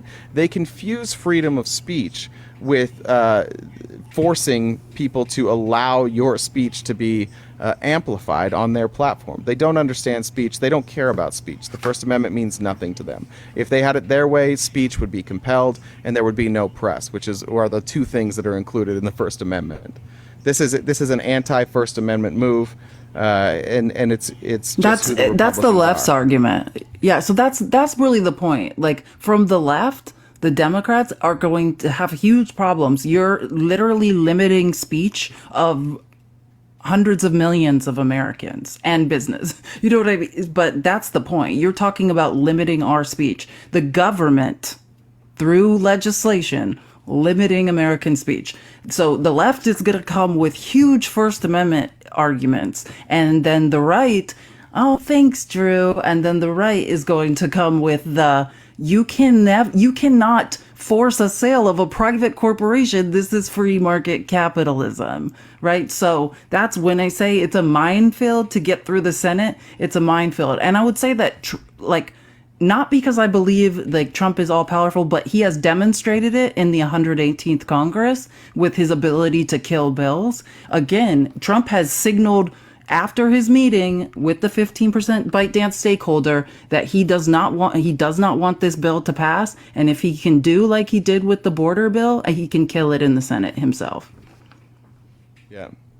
Thomas Massey came out yesterday very against this. He said the so-called for sure. He's a TikTok ban libertarian. Yeah, he says the Trojan horse. He says this gives the president the power to ban not only apps but websites. This gives a ton of control to the executive branch. This is eerily similar to what we've been talking about in Agenda 47 and Project 2025. Like, this is what they're planning on doing to the FCC. This is what they want to do. They want to control the media. They want to be able to ban media that is not favorable to them. This is just the Republicans saying, like, hey, we're doing fascism now, and we're going to start a little earlier than 2025. This is some Leonard Leo shit. 100%. Which is why this is the Heritage Foundation. Like, if you ever want to know if Leonard Leo's behind it, the way that you can tell is it comes out of fucking nowhere. It'll just all of a sudden there'll be this bill and then they vote on it quickly. That's Leonard Leo. He's so good at getting all the support behind the scenes, writing the bill, drafting it, and then boom, it's done. That's what he does, because he knows that publicly, if you take his ideas and you give them to the general public is going to pick it apart, and he knows the outcome. He knows that they won't generally like what he has to do. So he rounds up all the support and then he rams it through. This is just fascism, folks. Oh, for sure. But, and again, if you are listening, and this is for all of us, Republicans and Democrats that believe we have the right to speak freely on TikTok, if you're hearing the argument about, oh, they're spying on us and all this, like, the answer to that has nothing to do with banning a social media site, right? The answer is what the EU has already done. We are the only have the number one gross domestic product. We have no data privacy laws. The tech industry, where I came from, we don't need to they don't need to deregulate it. It's never been regulated. That is the Wild West. To the fact we're a developed country and don't have data privacy laws is a crime, and people are buying and selling our data. That will be solved by data privacy laws, not banning social media sites. But Republicans can't give data privacy laws because they're being lobbied by the tech industry to not have data privacy laws so they can sell our data and consolidate our data for billions and billions and billions of dollars. That's Drew with a good point. Thanks, Patriot Act. I guess that's part of it. That's a good point. Yeah, for sure. Look, these same people are doing nothing to protect your privacy, nothing whatsoever.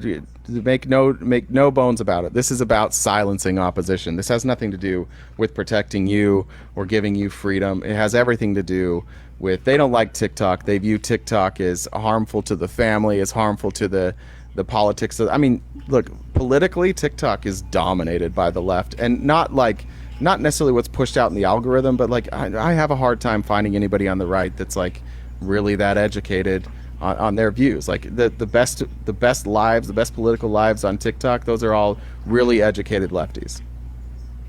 And again, that's not to say, thank you, Sue, that I love crowns. Not to say that not us insulting the intelligence even of right-leaning creators on this app. It's just simple. It's the same thing I said after the mod debate. Like, you can have all the aptitude, you can be quick on the uptake, you can be smart, but if the facts aren't on your side in an argument, and when you start poring over court documents and congressional records and primary resources, there's nowhere to go. You're boxed in, you know? It's just a hard argument to make.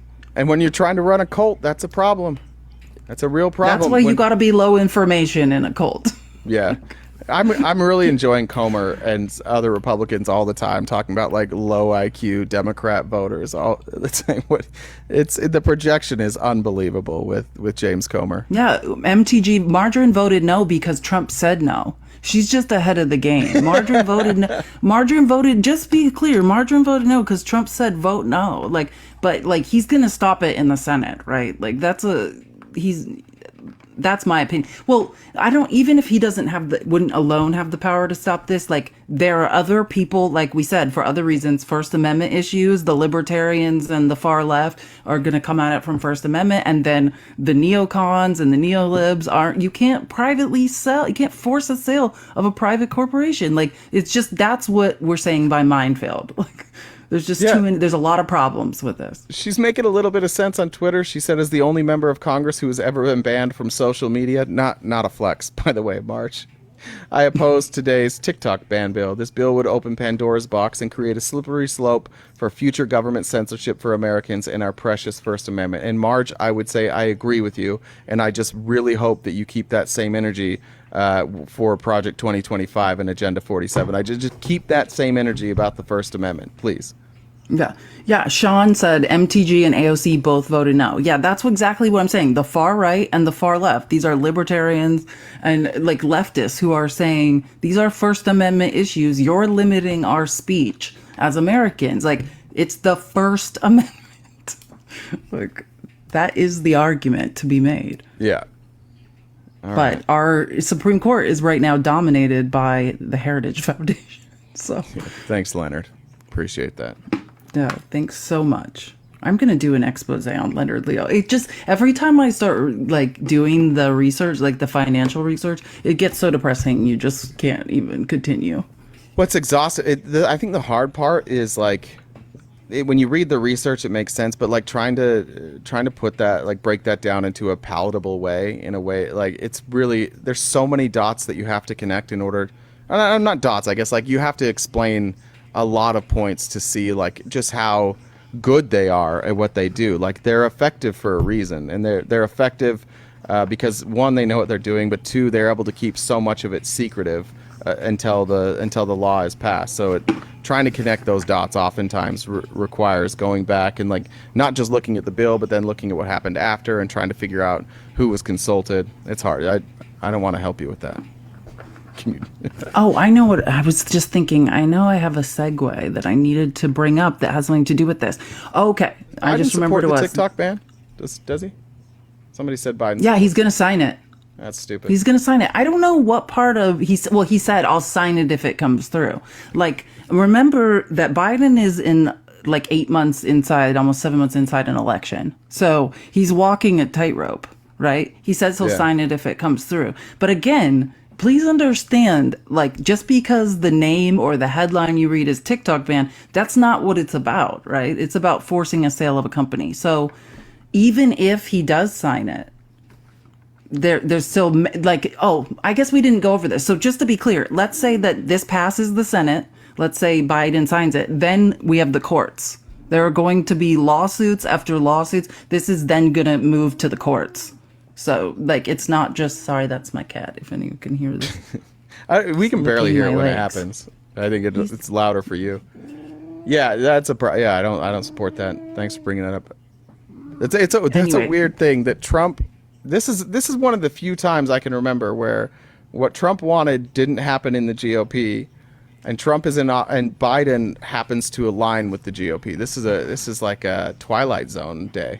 It's almost like he's a neocon. I swear to God. It's almost like people are going to realize one day that you have a Republican in office. Here's what I say. I thought I was wheezing when they heard your cat. It's my cat, you guys. I'm not like having an asthma attack. Okay, and just to segue on this, there is a Washington Post article that came out yesterday called U.S. Courts Require Random Judge Assignments to Avoid Judge Shopping. This is super good. So you know how ladies... not ladies, anyone with a uterus, right? You know how they're bringing these cases in Amarillo, Texas, because there's one judge they know is extremely conservative. Basically, the Heritage Foundation is judge shopping these terrifying cases that are limiting our reproductive rights. Well, they're saying now, if it is a district that doesn't have more than one judge, let me read it exactly. Yeah, I've got it up. Do you need to? When random assignments are required. I'm just looking for the paragraph I know there's a good paragraph in here. The issue of judge shopping gained national attention for anti-abortion activists when anti-abortion activists filed a lawsuit seeking to revoke federal approval of abortion medication mifepristone in a division with just one judge. And his name is Katzmark, known for his long-held anti-abortion beliefs. So the point is now, if there are divisions with just one judge, like the case can't be brought. It has to go to a place where it's more than one judge. On laws that can change, state or federal laws? Hold on, I'm going to find this paragraph I'm talking about. By the way, I think it's Kasparian, I think is how you say that. Kasparian, thank you. Yeah. Where is that? It's probably near the top because I just looked at the bottom. Let's see. Announced a policy that requires assigning judges at random in civil cases. So now, if you're bringing a civil case, the judge is going to be assigned at random if, this is the caveat, if that the case has statewide or national implications, right? So you're not going to be able just to say, let's choose a district where we know there's one anti-abortion judge and he can just adjudicate it and it will have statewide or national consequences. So if it is a case now, a federal civil case that has statewide or national consequences, the judge is going to be assigned at random. And that's the Judicial Conference of the United States. That's the policymaking body for the federal courts. Said district courts may continue to assign cases to a single judge division if those cases don't seek to bar or mandate state or federal actions through declaratory judgment or injunctive relief. Does that make sense? Yep. So this is a good thing is what I'm trying to say. So what the Heritage Foundation has made their bread and butter, finding single conservative judges in certain divisions and bringing civil cases there to limit our rights. Hopefully that will not be happening. Yeah, this is another instance of us viewing the loophole, and everybody, if the case went a way that somebody didn't want to, everybody agrees this is wrong. Nobody would say that this is a bad idea. If you now have randomly assigned judges, there's less motive even for people like Leonard Leo to get involved. There's less money going towards judges. There's less court packing. I mean, you're still going to try, but what you're not going to have is one person, a judge in Texas, basically, or a judge in Alabama, basically stripping the rights away from people that's bought and paid for. I think this shows a glaring hole in our judicial system. I think all court cases should be randomly assigned. That's how all of them should be. I agree, 100%. I don't think, and I don't even think you should know the judge necessarily even until you're there. I guess you'd figure it out, but there should be no reason why you're talking about who the judge is. There should be no reason. But there is, because of how partisan we've become. And it goes to show how partisan our courts have become. And this isn't just right-wingers. I don't have any instances off the top of my head, but I'm sure that there are left-leaning politicians or, PAC groups that go to judges who are going to be favorable to them. That obviously, that's what we saw with the Colorado ruling with Trump. That's why it went in Maine. That's why it didn't happen in Texas or Idaho or Montana, right? We do these types of things. But I think it would be a great thing. Who are the co-sponsors? Do you know?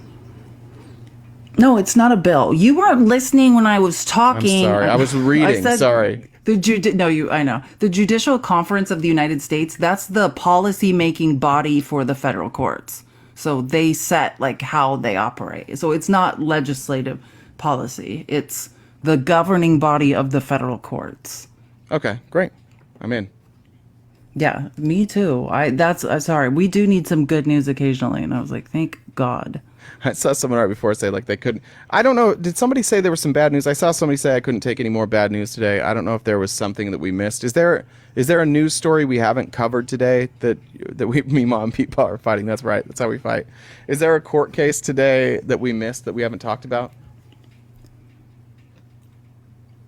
Anybody else? Are you asking me or the No, people? I'm asking the chat. Sorry. Yeah, okay, sorry. because I was like, I know, not that I know of. I have something. Did you see the clip of Trump like snubbing his nephew? Like Ivanka's son was like at the UFC fight to see his now dad. who wasn't listening? I brought this up already about Jim Jordan. I wasn't there yet. Boom. No, not about Jim Jordan, about his nephew. I know I said that. I said Trump was going through saying hi to everybody and he skipped his nephew. Or I mean his grandson. Well, okay. Yeah. So you did Yes. We're even. Grandson. Why did I say nephew? I don't know. What?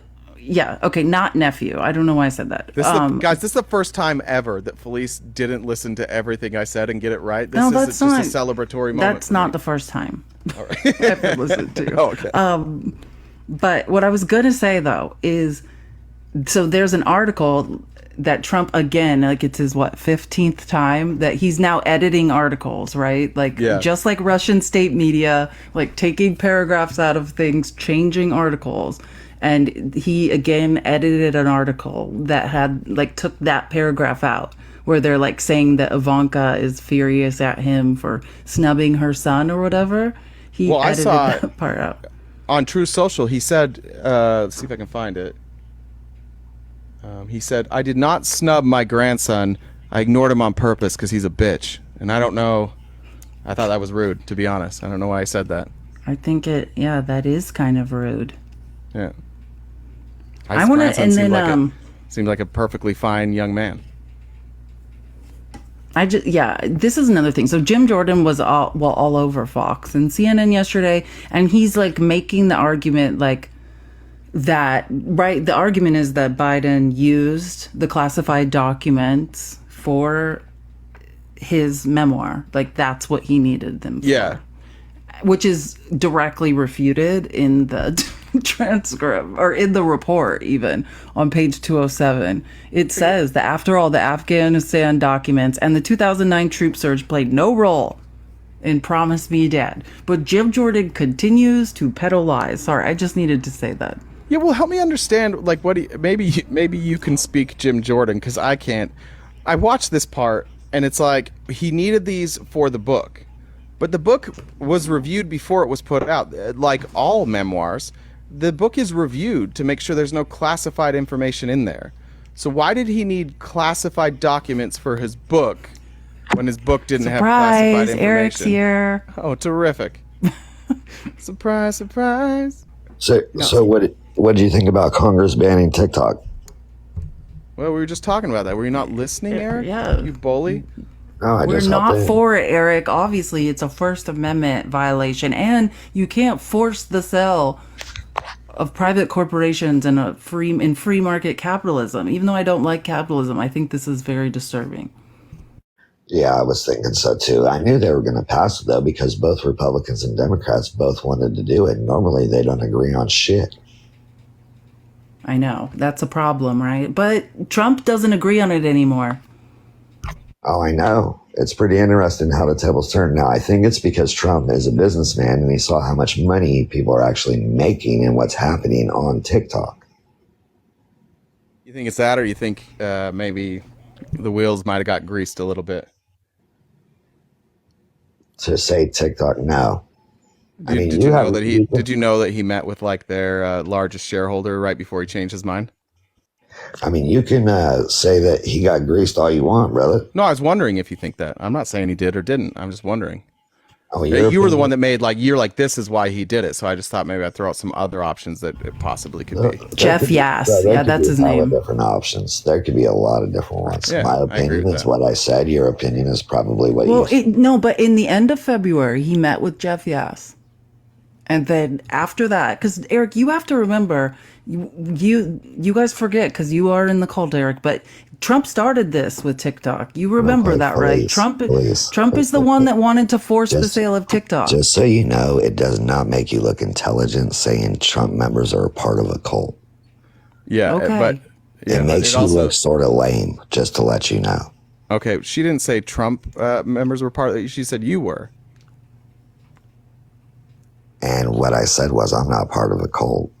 Yeah, so, as somebody just I don't think you guys are part of a cult, even though you support Sleepy Joe. Yeah, we're not. But as somebody who's been as somebody who's been in a cult, I don't support all of Eric. This is what it is. Let me just say something. This is not. Listen, okay, you're you do using the main cult as a thing cult semantic supporters phrase. do. Hold on, you let me make just say excuses something. for the guy that does all the dumb shit. I mean, Eric, you're projecting, from somebody who's been in a cult, your own life onto us. Nobody in a cult ever knows they're in a cult. They all think you guys just all call us a cult, and everybody thinks it's derogatory. And yet, every single time, go watch a cult documentary. Every one of them, they're watched you guys are, yeah, and then hear me out. Then hear me out on this, Eric. Every time in those documentaries, sure the fuck don't look like Trump supporters. Eric, shushies for a second, okay? Every time in those documentaries, don't they always say aren't they always offended that people say they're in a cult? Well, I think anybody would be offended if they accused them of anything they weren't in. Okay, so I don't really care if somebody's offended. No, I agree. The word is the words of cult. Incendiary. That's what I'll say, Eric. I agree. I wouldn't want people going around saying I was in a cult. Here's what I am saying, though. When I have American flag in his shirt, this is I got pride and shit. Eric, I would have been very gracious. Let me now make my statement, and you can say your opinion after this. So forget the cult, the word cult. What I'm saying is, you're in an information silo where you have to pick and choose which information can be true. For instance, and the reason I'm saying that is because, for instance, the TikTok ban, that was started by Trump. Eric, of course, you've never wanted TikTok banned and would never agree with that. But this was his policy. This is something he promised to do for a long time, and you've apparently forgotten that. No, I didn't forget. So you do admit that. Okay, great. There we go. See, the thing is, all we got to do is ask questions, simple questions. I'm a simple guy. Yes or no, I'm down. But when we get dragged this shit out and I try to get made to admit shit that is, that you guys say that I don't believe and all these other things, that's when it's just like a shit show. All right. So did Donald Trump obstruct justice? No. Simple question. No? You may think he did, but I may think he didn't. Well, I know. I was asking because you said just ask simple questions. So when he instructed his attorneys to lie to the FBI, is that obstructing justice? I don't feel he did that. Wait, okay. When he told Nara that he gave all the documents back, but he didn't, is that obstructing justice? I mean, those are hearsay, bro.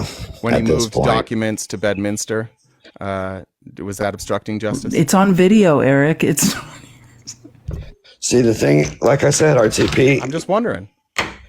No, I know you can ask me all the questions you want, dog, but my opinion on the corrupt government and the Republican Party and the Democrat Party. I'm asking about that. I'm asking about Donald Trump. Don't change the subject. I'm asking you if these things that happened with Donald Trump, if that's obstructing justice. You said no more of the incendiary shit. Let's just you said ask me specific questions. So I'm asking you specific questions now. When we have text messages, no, I don't think so.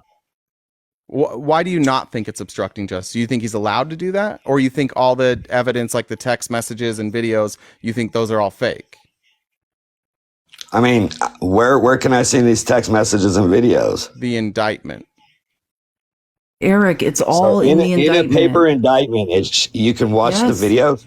Yeah, they have steal shots from videos, yeah. It's his own security footage. Shots from videos. Yes, it's Trump. It's Mar-a-Lago's security footage. That's what it is, Eric. What about That's what the we're text trying to tell you. messages of people moving boxes around and saying, "Oh, we got to. There's boxes unattended on the stage. We got to move." It's all illegal. You're right, RTP. Trump's the worst. You know, he's done a horrible job. No. Don't get in your feelings. I'm asking you specific questions. I wasn't getting in feelings. I was fucking with you. Yeah, I know. Like, you don't think he obstructed justice there? So, just like, man, I listen to so many different people speak, okay? And there's mafia people, bro, saying his RICO cases are full of shit. Okay, but I guess you guys just don't go down the other road because you just think he's so guilty. We don't care what anybody says. We're talking. Hey, I do, Eric. I know about Sammy the Bull. I know what you're talking about. You saw Sammy the Bull Gravato show up on Newsmax, and that's not what he said. No, there's another dude too.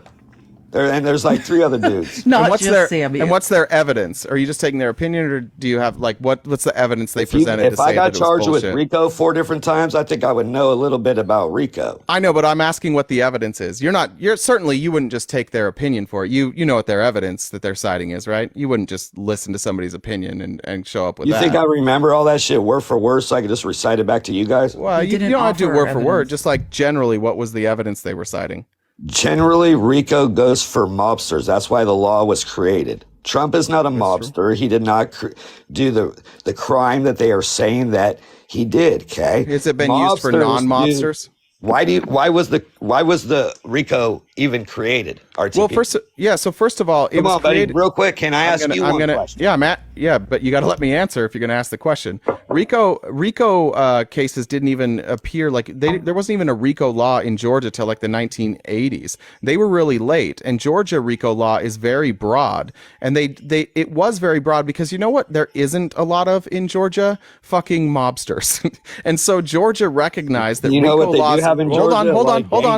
Hold on. What they recognized in Georgia is that these RICO laws are a great way to go after criminal enterprises, not necessarily people who are just mafia. And that's why the laws in Georgia are so broad, because the laws in New York that they made to go after the mafia don't really apply the same way in Georgia, or they're not the best way to go about it. So Georgia recognizes we need to be able to bring down criminal organizations using RICO, but it's going to have to be a little more broad so that it can be more encompassing. So in Georgia, it's different. But yeah, it wasn't just for mobsters in Georgia. If so, could you tell me the mobsters in Georgia that have been charged? Gang members. What else? Any other organizations? Yeah. That's what RICOs are created for. No, Mobsters it's created for criminal enterprises. Organized a criminal groups. enterprise is 3 or more people. Like, you don't know what you're talking about. You don't. I do. That's I not listen true. to. I Eric, watched 10 minutes on RICO last was night. used to try one of the first criminal enterprise that RICO was used to try. Right? Were people in the Italian mob. Was the Italian correct? Mob it was the mafia. Okay, but listen. That's the first criminal enterprise. The Italian mafia is listen, Eric. Just let me finish speaking. A criminal. So that's one type of a criminal enterprise. There's many types. Oh, I know. Okay, I'm a criminal. So just because the first time someone was tried under RICO happened to be Italians what you're trying to say is, okay, the first people tried under RICO were Italians, so only Italian people can be tried under RICO. No, I did not say that. No, but that's Eric, I say stuff Eric, that I didn't that's say, the line of logic. It's the same line of logic. It's not just used for Italian mobsters, Eric. That's the point. I followed a line of logic. Young Thug is in a RICO case in Atlanta with his whole fucking gang. Well, now I'm helping you out because you don't understand. Felice, you don't understand. One of us doesn't understand. Because you keep telling me shit and saying I said shit that I didn't even say. Over and over and over. That's what you guys both do. You're pro. Well, what you did say is you said it was for mobsters and gang members. But like, what about Shine? Do you know who Shine is? I sure do know who Shine is. Okay. Did you ever listen to Shine's music? No. Well, okay. No, Shine is a company that was charged for RICO. Shine is or maybe Shane. It's SHEIN. Shine is also a rapper. Okay, but hold on. I understand. Hold on, my friend. Hold on. They were hit with a RICO charge, and what they were doing, like they're a clothing company. Were they a gang? What about Par Funding Principles, which was a investment group? That wasn't a gang. They got when did they? RICO is primarily used for financial crime. That's what RICO has been most often used for. It's for financial crime. Hang on by a thread. What do we You lose? don't lose, Eric. What do we lose? Your Eric? arguments. Like, we're not Every competing. time. You're doing great. Listen, Eric, you can't debate facts. You don't believe the mafia. Your that says disregard Rico for cases, the Trump facts deserve a Rico case not- because he couldn't even be bought from the mafia. But Yeah. you guys think he's Why the couldn't he be crooked one. bought from the mafia? Why did Sammy the Bull say he couldn't be bought? They all wanted to do Oh business. my why? God! Why You did were he talking say about that? Sheehan. Yeah, Like You I don't know what said. Sheehan? No, I Oh, wasn't. Sheehan. Yeah. I didn't know how to say it. But why did Sammy the Bull say that Trump couldn't be bought? What was there's a whole quote, but essentially why did he say he couldn't be bought? Oh, so he was in real estate and they wanted to get in his pocket so they could get all the plugs in real estate. And they said that he just wouldn't do it. He had his own. No, but why? Why did he protection say there. Yeah, because he was too deeply connected to the government and that he had like former FBI agents Exactly. as And they said, so it has nothing to do. They said Yeah, he so didn't fuck around then. Yeah, Fuck so it around has and nothing to find out. do. Yeah, so it has nothing to do with Trump being like ethical. It just means they were too afraid to try and shake him down. Exactly. That's why all the other countries are too afraid to shake us down. That's why every other country laughs at Joe Biden, bro. They think he's a fucking joke. Because Trump's surrounded by ex-FBI agents. That's why. No, because the motherfucker's okay. a boss. If the mafia don't want to Of fuck what? with him, The I wonder boss. why A other boss of countries what? wouldn't wanna fuck He's with the him. boss of what? You don't think Joe Biden? We don't need a pussy smelling children president, bro. That funds other countries.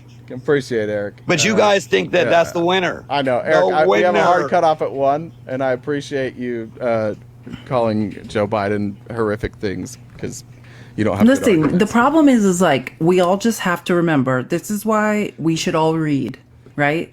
Primary sources of information, like, and look at the facts, because if you wish hard enough, things don't become true, or like your personal feelings don't become other people's feelings. Like we can go on our facts. Brian sent a donation with the comment, "Thanks for all you do. You two motivated me to quit my job at the can crushing plant. It was really just so depressing." That's so good. That's Well done, the Brian. best. Well That done, is a good one. So depressing. I was like in my feelings at first, and I was like, "Wait, why am I convincing people to quit their jobs? What am I saying that's convincing?" I was like, "Oh no, this is not good. Don't quit your job." So depressing. Yeah. That's Brian hilarious. That Eric, was thanks. the most Sorry, we ran out corny of joke. Eric, we ran out of time. I got to go get a blood draw, so we can do conspiracy theories later about sniffing. We'll do that. Maybe we could just have a phone call, you and I. We can talk about sniffing. Felice, any last words? No, it's been a great hump day. We'll see you guys tomorrow. All right, everybody. Remember, the time has changed. It's 9:30 to 1 Pacific Standard Time yet, because we live in Arizona where we have true freedom and we don't have daylight savings. So the time has changed for all of you. It didn't change for us, but 9:30 a.m. to 1 Pacific Standard Time, Monday through Friday, except for sometimes like yesterday, we take a day off. Thank you guys for the gifts, for the subscriptions, for the donations. If you want to join the Discord, shoot one of our mods a message for that. Make sure to follow us on YouTube, Instagram, Twitter, Facebook. How's your True Social account? Do you want people to follow you on True Social? No, I can't tell anyone my name. My followers are not Democrats. Yeah. All right, everyone. We will see you tomorrow morning, bright and early. Thank you. Bye, guys.